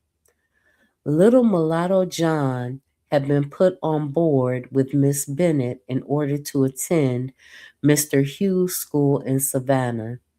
He looked He was looked after by Mrs. Bennet's old Leandra. From time to time, he suffered slight injuries and ailments. including yaws. Usually, Fibber would go to see him, and Miss Bennet had sent a Negro wench named Bess to live with Fibber. In August, Thistlewood, who was a keen alligator hunter from his vineyard days, saw a crocodile at Savannah Lamar about 5 feet 1 inch long and 30 inches in girth. His eyes large, iris sea green, pupil very dark colored, long and narrow, head shorter than an alligator's, skin yellowish in some places, made much like a croaking lizard. This was brought by Bob Mitchell's vessel from some of the Cays and had got away into the morass, no musk. He had always been descriptive of flora and fauna new to him, but perhaps here we can detect the influence of Dr. Anthony Robinson's tutorials. In November, there were rumors of slave revolts and killings on estates north in northern Westmoreland and southern Hanover, including Kendall. Thistlewood thought them highly exaggerated and allowed no rumor to disturb his immediate concerns. Achilles and Plato's were long run away. His Caesar was caught by Rose eating dirt, and on Wednesday the 21st, Daniel brought home a hired woman slave named Cuba, whom he had found on another estate. Thistlewood, for reasons which we can only surmise, again displayed his occasionally excessive and sadistic brutality. Next day, he picketed Douglas's Cuba on a bottle quart on a quart bottle neck till she begged hard. In December, he flogged Egypt Lucy for leaving Daniel and going to Quashi. He flogged her for leaving one man and going to another. Quashi beat Daniel last night also about her. Quashi, who must have been a slave driver, right, beat Daniel about taking Lucy. And on Thursday the 6th, today, first heard that Colonel Cujo is dead some time ago. Cujo's men, however, were still around. In January 1765, a body of them under Captain Toby were much about in search of runaways. So what they're saying is that where Cujo left off, Toby picked up in an attempt to continue to keep the status quo going because the Maroons had that treaty with the British. In April, Thistlewood sent off more puncheons of rum on his own account. Old acquaintance Derby ran off again and came home of his own accord and was flogged. Little Member was in the hothouse, soon to be sent to paradise. Princess had got the clap, and on Monday, May 29th, April 1765, on Monday, April 29th, 1765, he writes, about 8 o'clock, Mr. Holton and me set out for Lucia. Got there about 10 o'clock. Immediately went aboard the Guinea ship, and the sailperson began. I got together 10 new Negroes into Mason Quashi's hands, who was with us on board, and bought them off Mr. Cuthbert at the following price: 2 men at £56 per head, 2 men boys and 2 young women at £54 per head, 3 girls at £52 per head, and 1 boy at £51, for a total of £535. The bill of parcel is in my name with a receipt in full. Mr. Cope gives his bond, and Mr. Moffat joins him. With Mason Quashie and Lincoln in charge, the newly acquired slaves were sent off to Egypt as quickly as possible, arriving there by 8 p.m. Note, smallpox is prodigiously in Lucia. Thistlewood gave the sailor who brought them ashore 4 bits and provided them with 14 bits worth of bread and saltfish. Of course, they wanted the bread and saltfish. They had been starved and eating gruel for the entire ship ride, right? On June 19th, he listed them: Syphox, a Negro man, a Timne Donko. And while there's no direct translation for Donko, right, Timne is thought to be anyone from the coastal Sierra Leone area. So Timne Donko, about 19 or 20 years old, 5 foot, 5.5 inches, several rows of punctures across the belly and thus on the face. So he had several country marks. Cujo, a man who was a Coromante, about 20 years old, 5 foot 6 inches, bow, bow shinned, so bow legged, 3 spots on his right cheek, 4 on his left. Chub, a boy about 13 or 14 years old. How were they coming up with these ages? Were they looking at genital size? Were they looking in their eyes, in their ears, at their teeth? How were they coming up with these ages? Because there were no birth certificates. And I'm wondering, did these people even have the language to express how old they were? How were they coming up with these ages?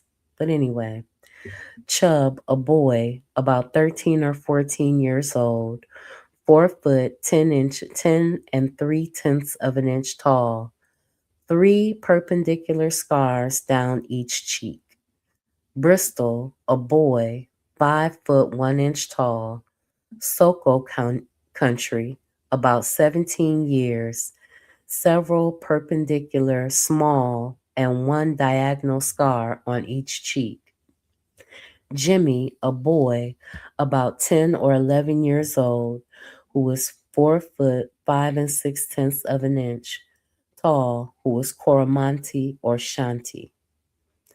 Myrtilla, a woman, 4 foot 8 inches tall, Soko, about 19 years old, 2 black marks descending obliquely from her eyes, and her belly full of her country marks. Phoebe, a woman, girl, about 12 years old, 4 foot 7 inches tall, Coromantee, very black eyebrows. Peggy, a woman, 5 foot 1 and 9/10 of an inch tall, scar on her left cheek, back and belly full of country marks, holes through her nose, about 16 or 17 years old. Frankie, a woman girl, 4 foot 9 and 1/10 of an inch tall, her face all over chamfered, about 13 years old. Damsel, a woman girl, shamboy on her face, 3 long strokes down each cheek, 2 small oblique marks, her belly full of country marks, and an arch between her breasts, 4 and 8/9, 4 foot 8 inches, 8 and 9/10 of an inch, about 13 years old. All were branded on the right shoulder with his trademark, which was an upside down triangle with a TT in the middle. New Negroes were, it seems, soon infected. In early May, Simon had the clap. By late May, Peggy was full of yaws. Chub was full of boils. Thistlewood also, in his own way, had begun to initiate the females. Now, he is a sick man, and the author here doesn't go into the fact that he still was carrying this venereal disease and what he was doing to initiate the females.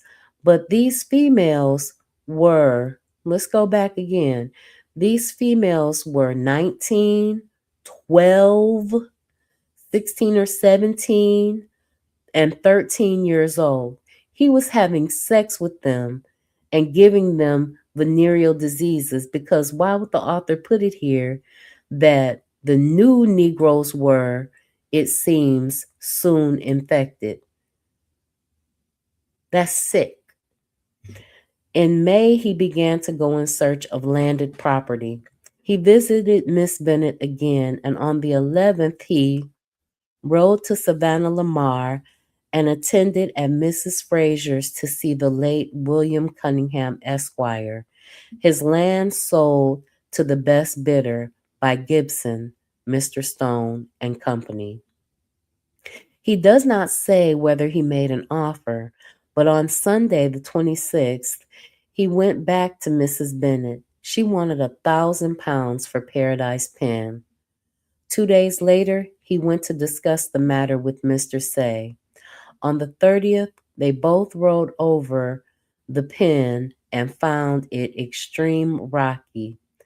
On the 13th of June, Mrs. Bennet sent him the plat of Paradise Pen, and he took it over to Cabarita Estate, where he and Say made up their minds. Miss Bennet had nearly halved her original price by an indenture made on the 3rd of July, 1765, between Sarah Bennet, gentlewoman, and Thomas Thistlewood and Samuel Say, planters and co-partners. The property was transferred at a price of £550 currency.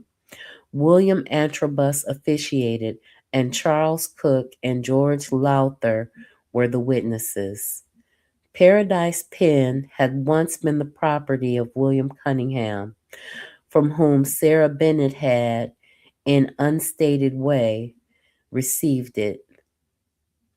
About 300 acres, it was bounded on the west by the Cabarita River and in the north by the river and the lands belonging to George Gooden, Esquire, on the east by the Kirkpatrick Pen and lands belonging to Gooden and Thomas Hill Hall, Esquire. On the southeast, the property extended beyond the King's Road, and on the south, it was bounded by the King's Road to Savannah Lamar and lands belonging to John Prynold. Most of these surrounding lands were morass.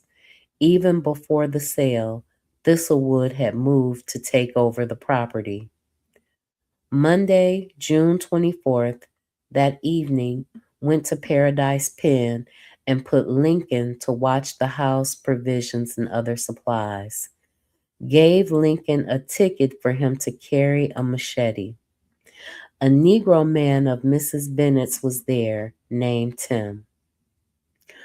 Opened one of my barrels of flour and delivered it to Fibber to sell at a bit per quart.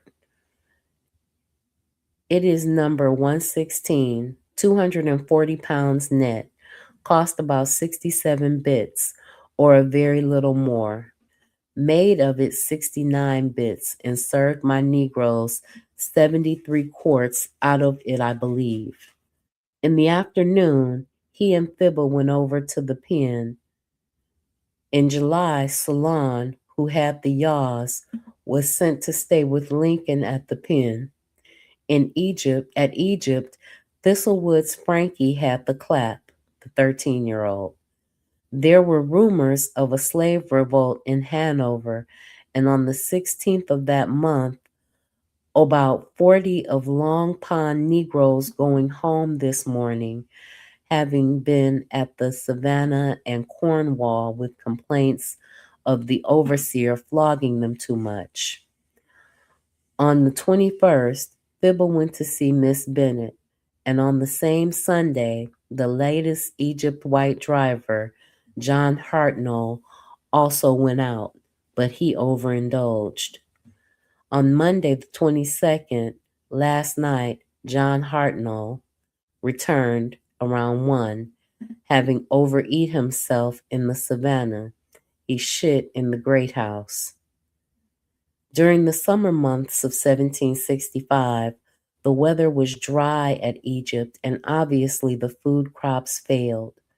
Between the 22nd of July and the end of August, Thistlewood recorded 14 instances of slaves eating cane. Derby, not surprisingly, was one. Breaking the fowl house, the boiling house, killing meager cattle, robbing provision grounds, and such like. He also noted he gave them the afternoon of Saturday, July 6th, to help themselves, for they are very hard set. Nonetheless, those who took were flogged, and in some instances, severely. He historically has a tendency to give them a derby dose where he makes them defecate in each other's mouths and piss on each other, right? But this time he just flogged them severely. One moment.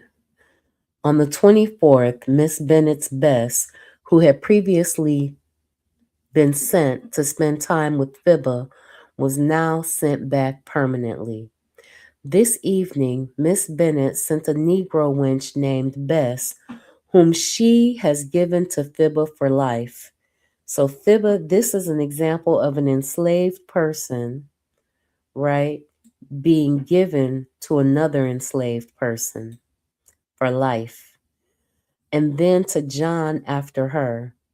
She brought a paper as underneath. Received this 24th of July, Mr. John Thistlewood, a free mulatto, the sum of 5 shillings in full for a Negro girl sold him, Sarah Bennett. Bess was about 11 years old, Nango County, 4 foot 9 and 8/10 of an inch tall, with very large yaw scars on the back of her right calf and the front of her right knee. She was branded with Thistlewood's mark and put to live at a Paradise Pen to look after the stock. So she was branded with his mark, but she belonged to Fibba. Keep that in mind. At the beginning of October, Nango Jenny at Cope's Paradise produced another son, but there was neither charge nor claim of paternity.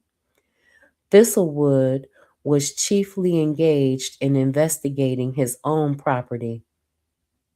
His Sally placed with Mrs. Blake's doll was to learn sewing, was not minding her work, and doll sent her home. Thistlewood put her in the bilboes and sent her to the field.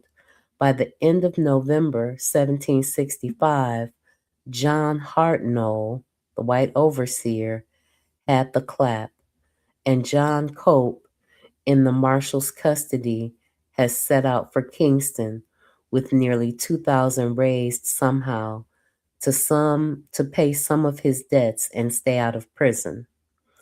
The year closed with further great suspicions of Negroes intending to rise about now. About mid-month, a rare note of slave conversation was recorded. Saturday, January the 11th, Margarita today in the trash house telling how a buckra wanted her to go in the bush with him near the Styx Bridge. After mentioning how he spoke to her, began thus, Me bin say, hey, no, me no go, bin say, wara. Now, wara is what a thing or what is this? And she's basically saying that she told him, no, she's not going to go with him.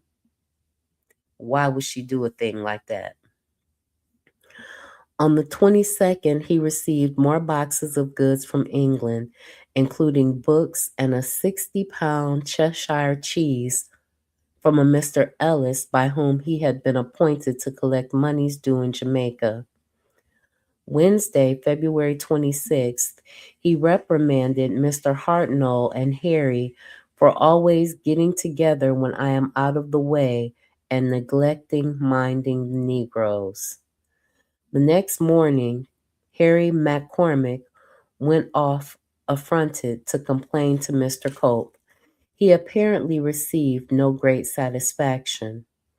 On Sunday, March 2nd, Mason Quashie, being very ill that evening, Fibber went to Paradise to see him. At night, sent Prince on my horse for her. She got home between 3 and 4 o'clock Monday morning. Frankie sent me a bottle of cordial of some sort, I don't know what, and I sent them 30 tallow candles. On Tuesday, Mason Quashie was brought to Egypt on a horse, just alive, and that's all. He has the bellyache, gout, and other diseases.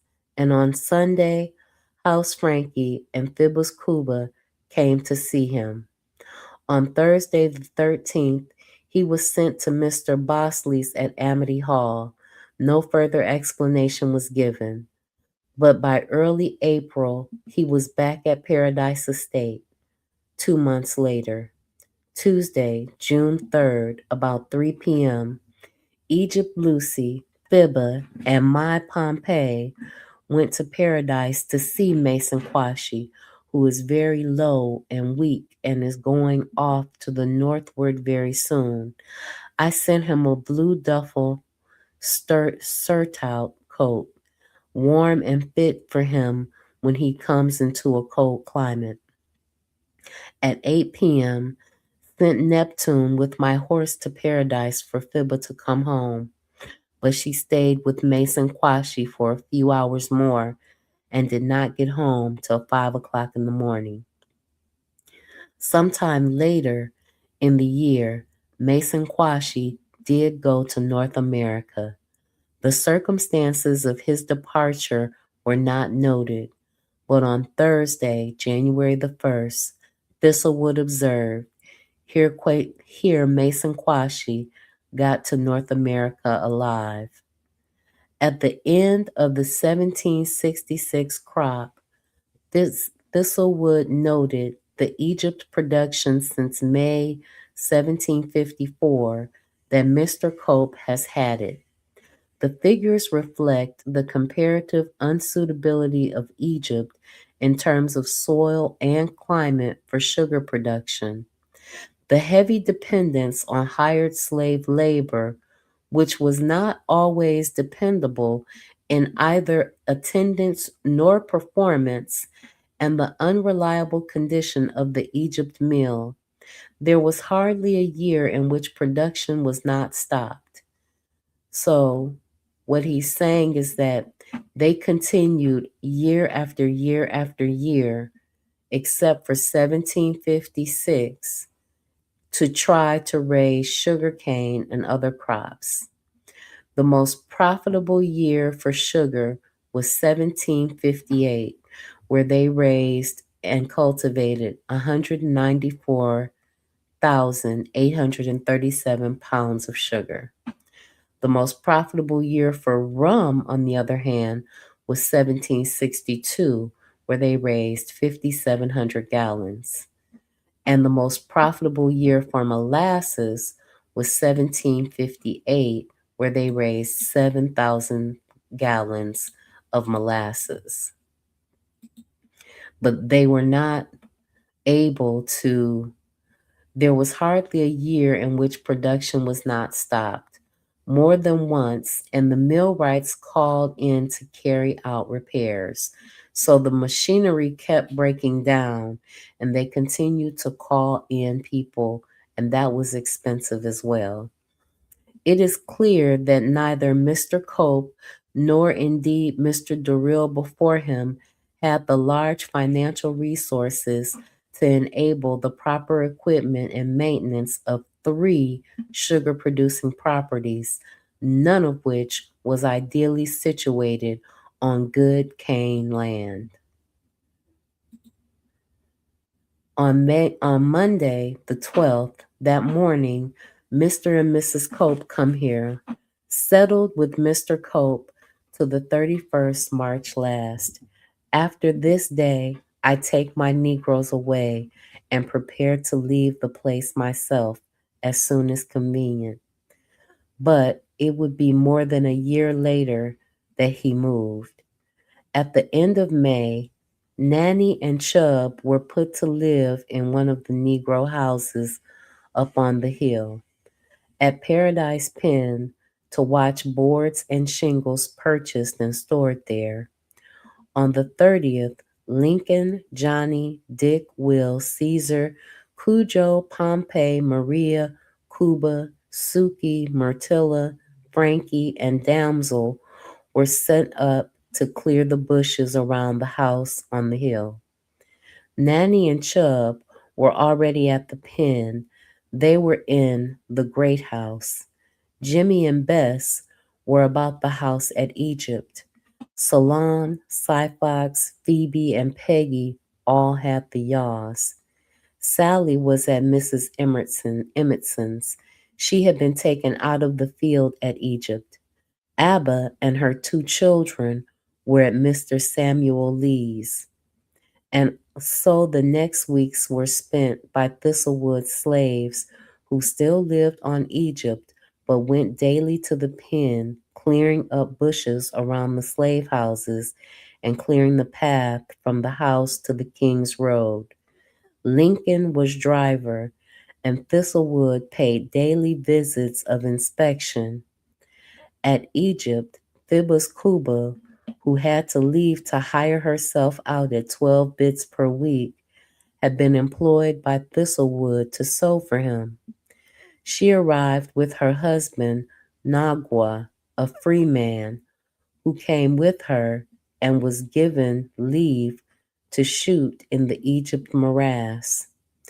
Derby, at month's end, had got the clap very bad. At Paradise Estate, Little Member on Monday, June 16th, was brought to the bed of a mulatto boy for Mr. Miller. So they wanted her to go breed, right? On the 3rd of July, exactly a year after the purchase, there came the first large transport of goods from Egypt to Paradise Pen. With great difficulty, Lincoln, Dick, Will, Johnny, and Cujo moved up the hill from Cunningham's Trench, along which they used the canoe and stored goods in the front room to that occupied by Nanny.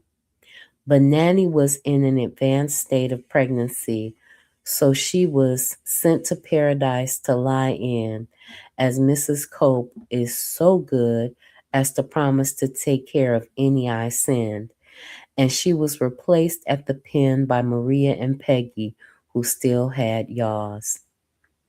The able-bodied now began bushing around the island, for the pen was very much an island in the morass. For our readier traversing it, around it, he and Samuel Say were about to begin a survey preparatory to dividing the property between them, and in the days that followed, through July, more household equipment and other articles were sent up.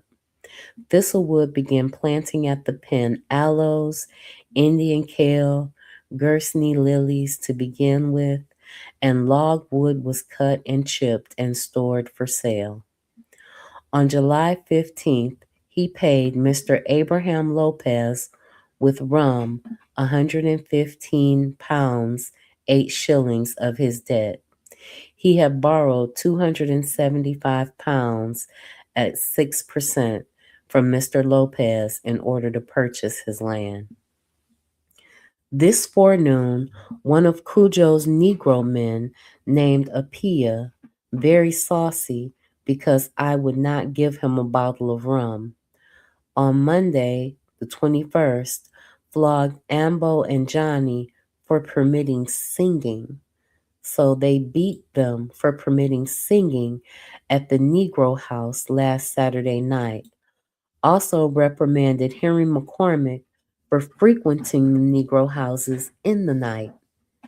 Of his own slaves, Cujo had the clap. Peggy seemed disordered in her senses, but I'm not certain yet. And on the 26th, Maria was brought back to Egypt sick, and Chubb was sent to replace her at the pen. Maria soon returned, however, to stay with him. Monday, August the 4th, flogged Jimmy and Bess about meddling with my watch and telescope in the great house piazza. Watch our hand bent crooked. So they were touching his things, right? They were touching his things and they got beat. Tuesday, the 5th of August, let Miss Bennett's Jenny have my Frankie to carry a basket of gingerbread and other provisions into the country with her. Sunday the 10th, received of Miss Bennett's Jenny, 6 bits for wages for Frankie. On the 11th, Bess was sent to Mr. Emmetson's to learn to be a seamstress, as Sally won't do. On the 12th, Henry McCormick left Egypt as he does not choose to stay under Mr. Hartnell. It would appear that on Thistlewood's departure, Hartnell would become Egypt overseer, which he did.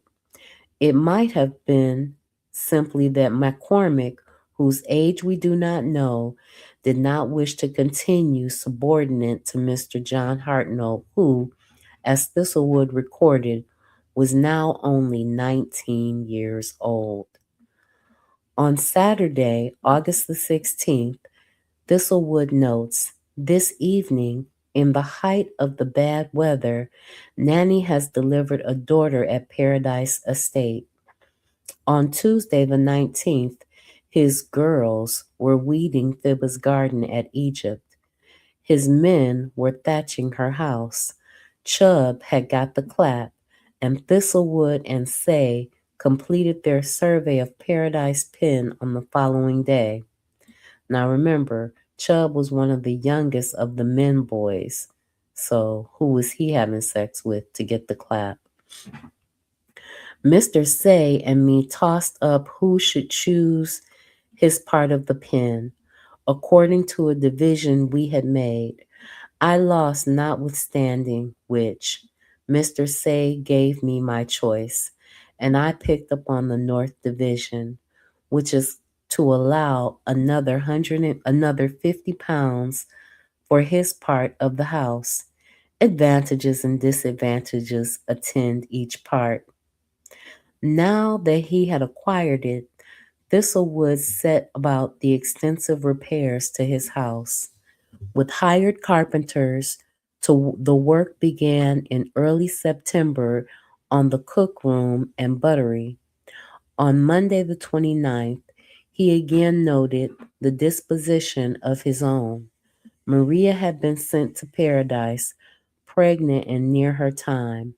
Nanny, who now had yaws, had come home with her daughter, little Thibba, and was employed weeding the garden at Egypt. Damsel and Caesar were now in residence at Penn. Abba and her 2 children were still with Mr. Lee. Jimmy was about the Egypt house. Bess was with Mr. Emmetson. Sally had yaws. Cujo was bad of the clap again, but was nonetheless employed with the others, billing and bushing around Paradise Pen. The hired carpenters were squaring rafters preparatory to putting up the piazza posts. During the past few months, there had been rumors and actual instances of slave revolts on nearby estates. On Tuesday, the 7th of October, Thistlewood went to Savannah Lamar for a duty as juror, but the court was adjourned and said, I was ordered out in a party immediately without going home for arms, and Mr. Hayward, now living in Savannah Lamar, lent me a gun, powder, and a ball. After dining at Mr. Hayward's, Thistlewood set off in a party of 10 under Mr. Baker, with his waiting boy Jimmy carrying his gun. His waiting boy? Jimmy was carrying his gun. Why didn't Jimmy use the gun on him? Greetings, Sister Raw and the elders listening with you. Thanks so much for tuning in. We're coming to the end in about 20 minutes. They moved through Hatfield, Strathbogie, Amity Hall, Hartfield, Petersfield, and thence to Mr. William Withers at Deans Valley Dry Works, arriving there at about 3 p.m. There they complained bitterly about the poor hospitality. The patrol continued through the estates northeast of George's Plain, where, from the high ground, they could look over the mountains towards Savannah Lamar, Green Island, and Lucia. Circling around the Blackheath and Frome's estates, a very large, extensive valley, or rather level with little risings. Then, back down at Dean's Valley, there they spent their second night out. They had seen no rebels, but here Mr. Ralph Hambersley's party has killed 4 rebel men and took 2 women prisoners. 2 of our party guarded 2 prisoners from Dean's Valley to Savannah Lamar, through Houghton's Ferris, Paradise, Salt River, etc. Friday the 10th, note, 2 of the rebel Negroes were tried yesterday, and one of them burnt with slow fire alive near the gallows of Savannah Lamar yesterday evening, and the other this morning at Cross Path. They killed Gardner.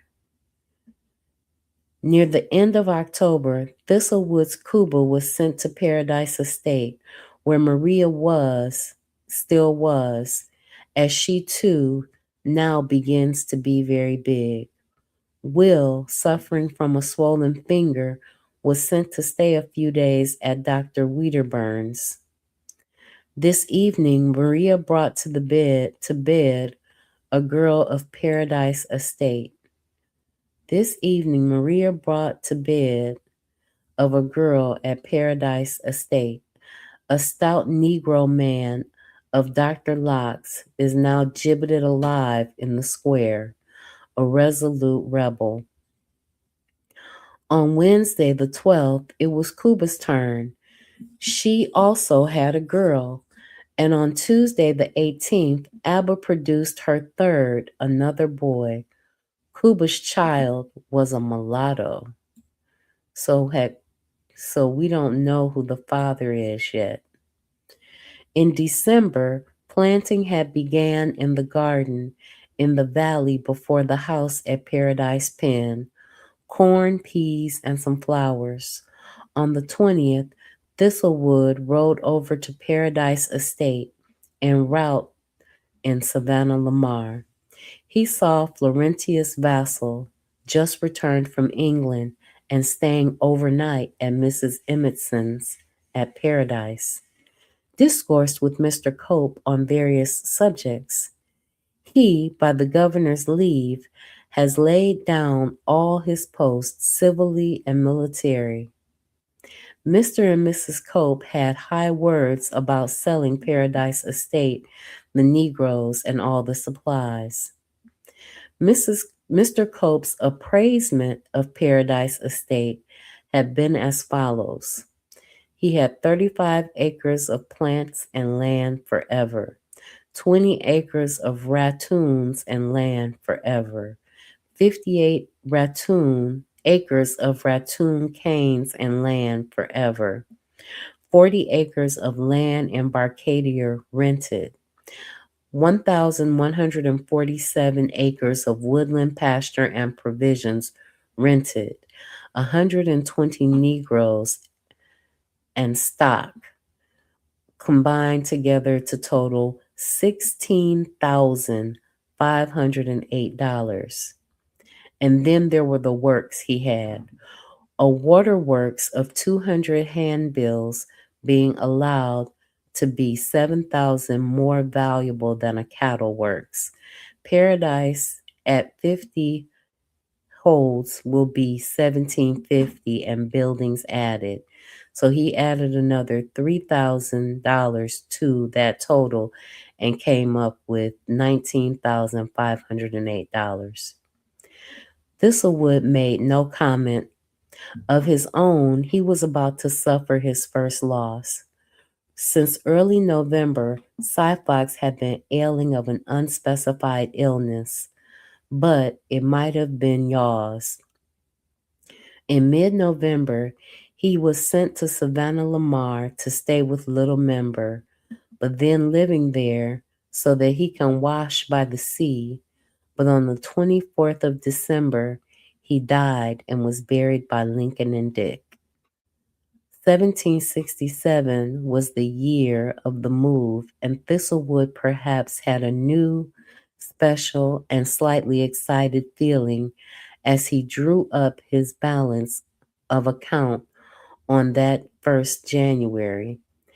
His ready money was small, but John Cope owed him money, and as we have learned, Fibba, his enslaved wife, provided him supplemental financial resources. And of course, he now owned land and 28 slaves. Greetings, Moana Hagaziki. How are you this evening? I'm so glad you made it. This was a long chapter. It was quite interesting. Lincoln, Nanny and her Fibba. Johnny, Maria and her Lucy. Dick, Cuba and her Sylvia. Will, Abby and her Mary, Johnny and Neptune. Caesar and Suki, Solon and Damsel, Pompey and Frankie, Chubb and Myrtilla, Cujo and Phoebe, Jimmy and Peggy, Sally and Bess. Now, whether Sally and Bess just had not been mated yet, or whether they were too young to provide offspring or to have a mate, we don't know. But we know that he was having sex with girls as young as 13, right? Or maybe he stayed away from Bess because Bess was owned by Fibba. We don't know. On Saturday, January the 3rd, 1767, Quashiba, the granny, here today, gave her 3 cobs for looking after Nanny, Maria, and Cuba. On the 4th, Cumberland, a Negro carpenter whom I have hired of Mrs. North at 20 pounds per annum, come to work. I am to feed him. Gave him 2 bits and 7 herrings for his week's allowance. Put Salome with him and set them to pull down the old fowl houses. Cumberland replaced old Nineveh, a previously hired carpenter. Through January, the carpentry continued. The majority of Thistlewood slaves worked on clearing and preparing the land for planting, and he and Fibba, who visited him daily and supervised the storage of more and more furnishings and other goods sent up. Tuesday, February the 5th, a great horse race today upon Camp Savannah, New Market Course. Vast, many people passed through Egypt. Mr. Johnson's horse won. About 8 a.m., Frankie ran from the pen and gave an account that Suki was very bad, Lincoln having beat her terribly. I rode there and found her speechless, and Lincoln had run away. Returned to Egypt and got to Mr. Hartnell and got Mr. Hartnell to go with me to the pen and bleed her, which he did. Also rubbed her with Hungary water, and gave her some hartshorn drops of water, after which she was a little better. Then had her brought to Mr. Say's trench, where was Flanders and Clubina's canoe, in which he brought her to Egypt, where her and where I had her rubbed with spirits of turpentine, a few drops given her inwardly, also a drink of sea punch that morning. She could talk, and in the evening walked to the Negro house. Some of the ways in which this particular author has chose to document the diary of Thistlewood without updating it with the proper grammar is challenging, and so I apologize for my missteps. The next morning, Lincoln came back with a note from Mr. Hayward. He had apparently gone to ask Mr. Hayward to write a letter begging him off. It did no good. Thistlewood seized him, had him to Egypt, flogged and pickled him well, and put him in the bilboes. In March, work began on the provision grounds and on Thistlewood's intended garden. In an area fenced around the penguin plants, trees in the area were felled, and from the largest of the young cotton trees, Mulatto Davy was hewing him in a small canoe. Davy had hired Egypt Cooper Flanders as his assistant, Job, to help him. Early in May, Phoebus Cuba, having left or been left by Nagoa, was at Egypt and made a match with Mr. John Hartnell. So Phoebus' daughter was now having sex with the 19-year-old overseer because her free husband either left her or she left him. The honeymoon was brief. On Friday the 8th, she was at Egypt and she slept with Hartnell. On the 9th, she took her leave this morning. She was soon to sail on the Henry, Captain George Richardson, to England with young William Durrell Cope. On the 13th, Captain Richardson sailed. At the end of the month, there was another match between Egypt watchman Harry and Thistlewood's damsel. So he, I believe, is talking about people's sexual habits because he wanted to see how many slaves he could breed in order to get his natural increase and his profit margins up. On June 1st, there was sad news. Thistlewood and Savannah Lamar heard that Mason Quashie had died in North America. Why he had gone, where exactly he had gone, and precisely when he died were not recorded. The little canoe had been finished by Davy, Flanders, and Joe in mid-April. They had worked on 6 successive Sundays, but, said Thistlewood, frequently did but little. They had asked for 50 shillings for making it. Thistlewood thought it was far too much, for she is scarce worth a fourth part. But he does not say that he refused to pay. It was, in fact, small, 14 foot by 7.5 inches long, 27 inches wide, and 15.5 inches deep. He found it necessary to acquire a larger bateau, and it was in this that Fibber went to the pen in June to plant yams and plantains and many things besides in the Negro ground. This planting in both grounds and garden continued until July. Sunday, the 5th of July, 1767, All last night and today, a vast company of singing and other frailties at the Negro house with Frankie for the loss of her husband Kwashi. She killed a heifer, several hogs, and other provisions to entertain her company.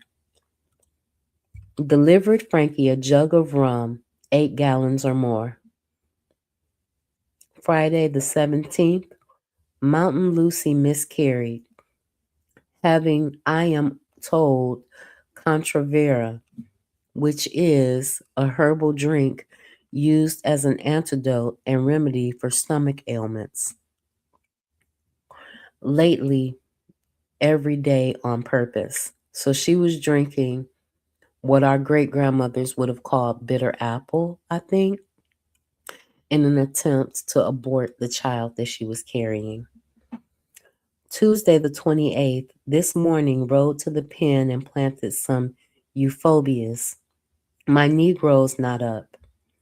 Wednesday, the 29th, that evening, went to the pen, took Job with me with a whip, flogged Lincoln and every one of the field Negroes for impudence and laziness. Late in July, Thistlewood's will had been sent to stay at Dr. Wedderburn's. He had the dropsy. Maria went to look after him.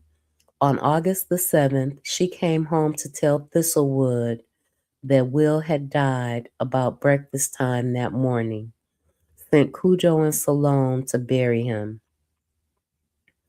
Tuesday, September 1st, 1767, Cumberland, and part of my Negroes at the pen working as yesterday, but had the greater part of the Negroes at Egypt, and that evening carried my bookcase in the bateau to the pen, and the books and baskets upon Negro heads. I went to the pen and put up all the safe except Human Prudence, which Myrtilla let fall in the dirt by accident, but not much hurt. That afternoon, had my desk carried to the pen in the bateau, and the drawers carried upon the Negroes' heads. I had also a copper tea kettle, an earthen teapot, old long ketchup box with brown paper, and sundry other things in it. Thursday the 3rd, that morning, Lincoln and others carried in the bateau to the pen a cask of Muscovado sugar at 196 pounds net, a cask of rum at 28 gallons net of the strong proof, Machiavelli table, 3 old chairs, piss pot, 8 empty bottles, and other things. And on the Negroes' heads they carried guns, pistols, machete or cutlass, shot bags, machine stick, and thermometer, old saddle, a whip, and all of my other accoutrements. I rode to the pen and showed them away. Note, John Hartnell stayed at home, watching me as it were. That afternoon, with Flanders' assistance, he took up plants, mostly fruit trees and suckers, and transported them to the pen in the bateau. He also sent over his chest and some of his bedroom furnishings. Then rode in the field that afternoon to the potato piece, told the Negroes I was going away and had nothing more to do with them, that Mr. John Hartnell, who was present, was their overseer, that I hoped they would behave well, and I did not doubt that he would use them well, and that I desired nobody would come to me upon any account whatever. Now at Paradise Pen or Breadnut Island. At 40 minutes past 5 in the evening, I took my leave of Mr. Hartnell, having first showed him everything, giving him the keys and other tools. Jimmy rode Prince's horse, and I Mackie. Jimmy was drunk, got to the pen about sunset, supped on bread and cheese. About a quarter past 7, Fibba come, Prue with her. At night, come, Fibba, in the bed, in the house. His admonitions notwithstanding, Egypt and Paradise slaves visited him at Breadnut Island Pen. Fibba arrived early in November to live with him following Mr. Cope's agreement to hire her out to Thistlewood. Thereafter, her slave friends came a visiting, and it was on one such occasion that he was told, Egypt Negroes privately called me Abaumi Apia, in other words, no for play. Mr. John Hartnell they call Cracker Juba, crazy somebody. And that is finally the end of chapter 6. As you can see, he had an interesting and complicated set of events that occurred. He had his nephew that came and died. He had his children that kept dying, whether it was because they kept transmitting venereal diseases amongst one another or not. We don't know. What we do know is that he was having sex with all these different women. He was documenting his sexual experiences with these different women. And when they had children, it was to his benefit for those children to live and be raised by him, because if they died, that was a loss, right? He continued to acquire young, healthy, enslaved people, and he initiated in his own way these young girls.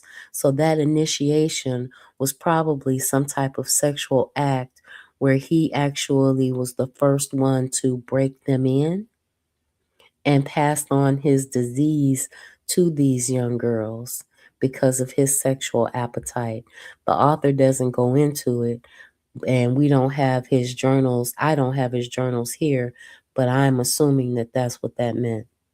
He was a disgusting, despicable human being that owned other human beings and degraded them and used them and sexually assaulted women and potentially the men for his own appetites and for his own reasons. Well, now he finally has his own slave pen. He finally has his own property. So we'll see what he does on the property on Thursday. Did anyone have any questions? Did you want to talk about anything?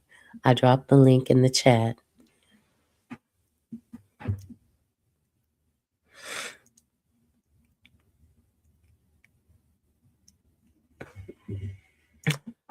Boana Haguziki says he's got nothing for me tonight. He was, but he didn't. I invite anyone who took something away from the reading to click the link and share. Anthony McPhail, Forecast, anybody, Brother Bakari, anybody, KW Don 7, Sister Raw. The link is there.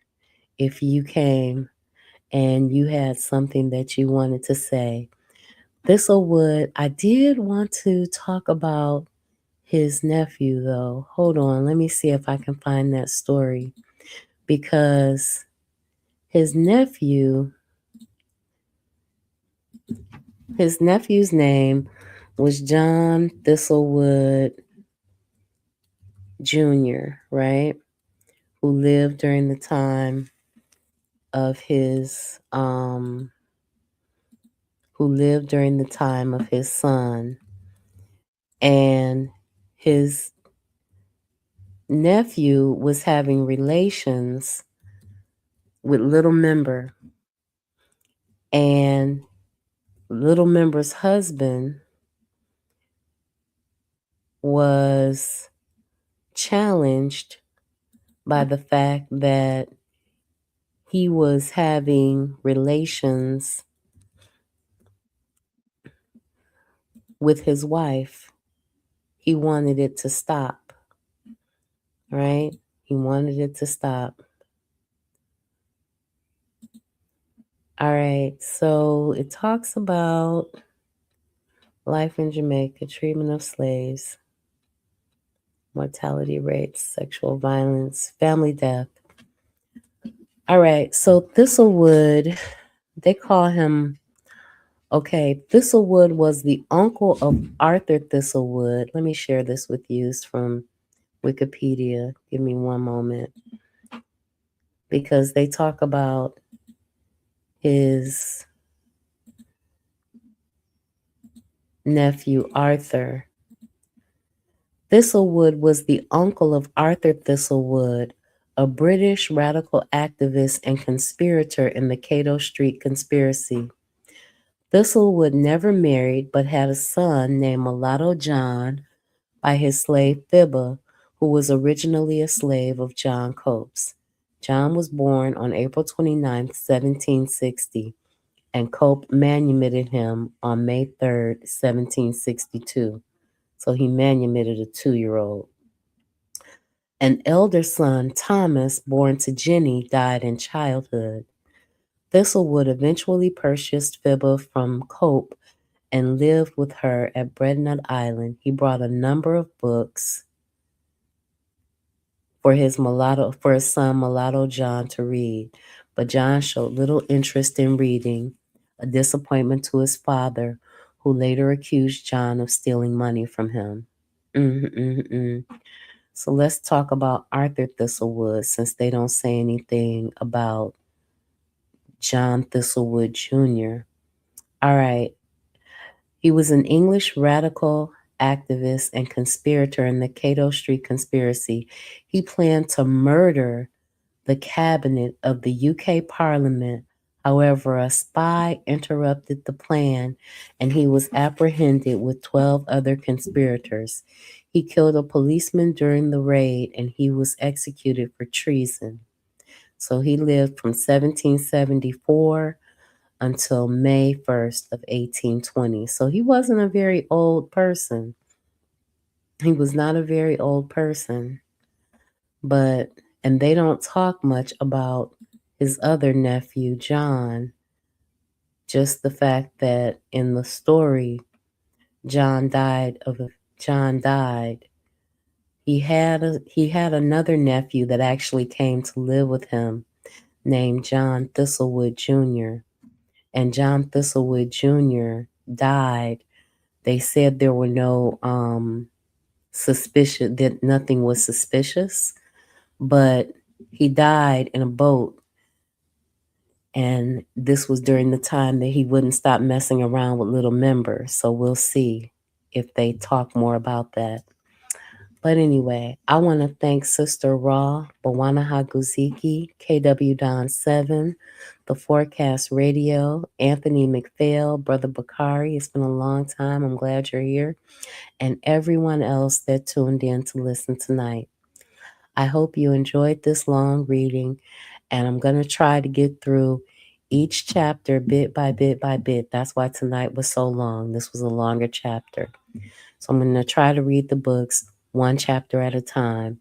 So when we get through the chapter, we'll be through the chapter and we'll be moving on to the next section. There are some other things that I'm thinking of doing that are going to be new and different, such as doing some pre-recording and giving you a little bit more commentary and some other things that I'm thinking about doing with the show. But you let me know if you like this long read format. I appreciate and value each and every one of you. I will be back on Thursday, April the 2nd, 2026, to read chapter 7, where we will talk about settling in on the pen, where Thomas Thistlewood is basically setting up his house. Thank you so much for tuning in. I will see you soon. Peace, guys.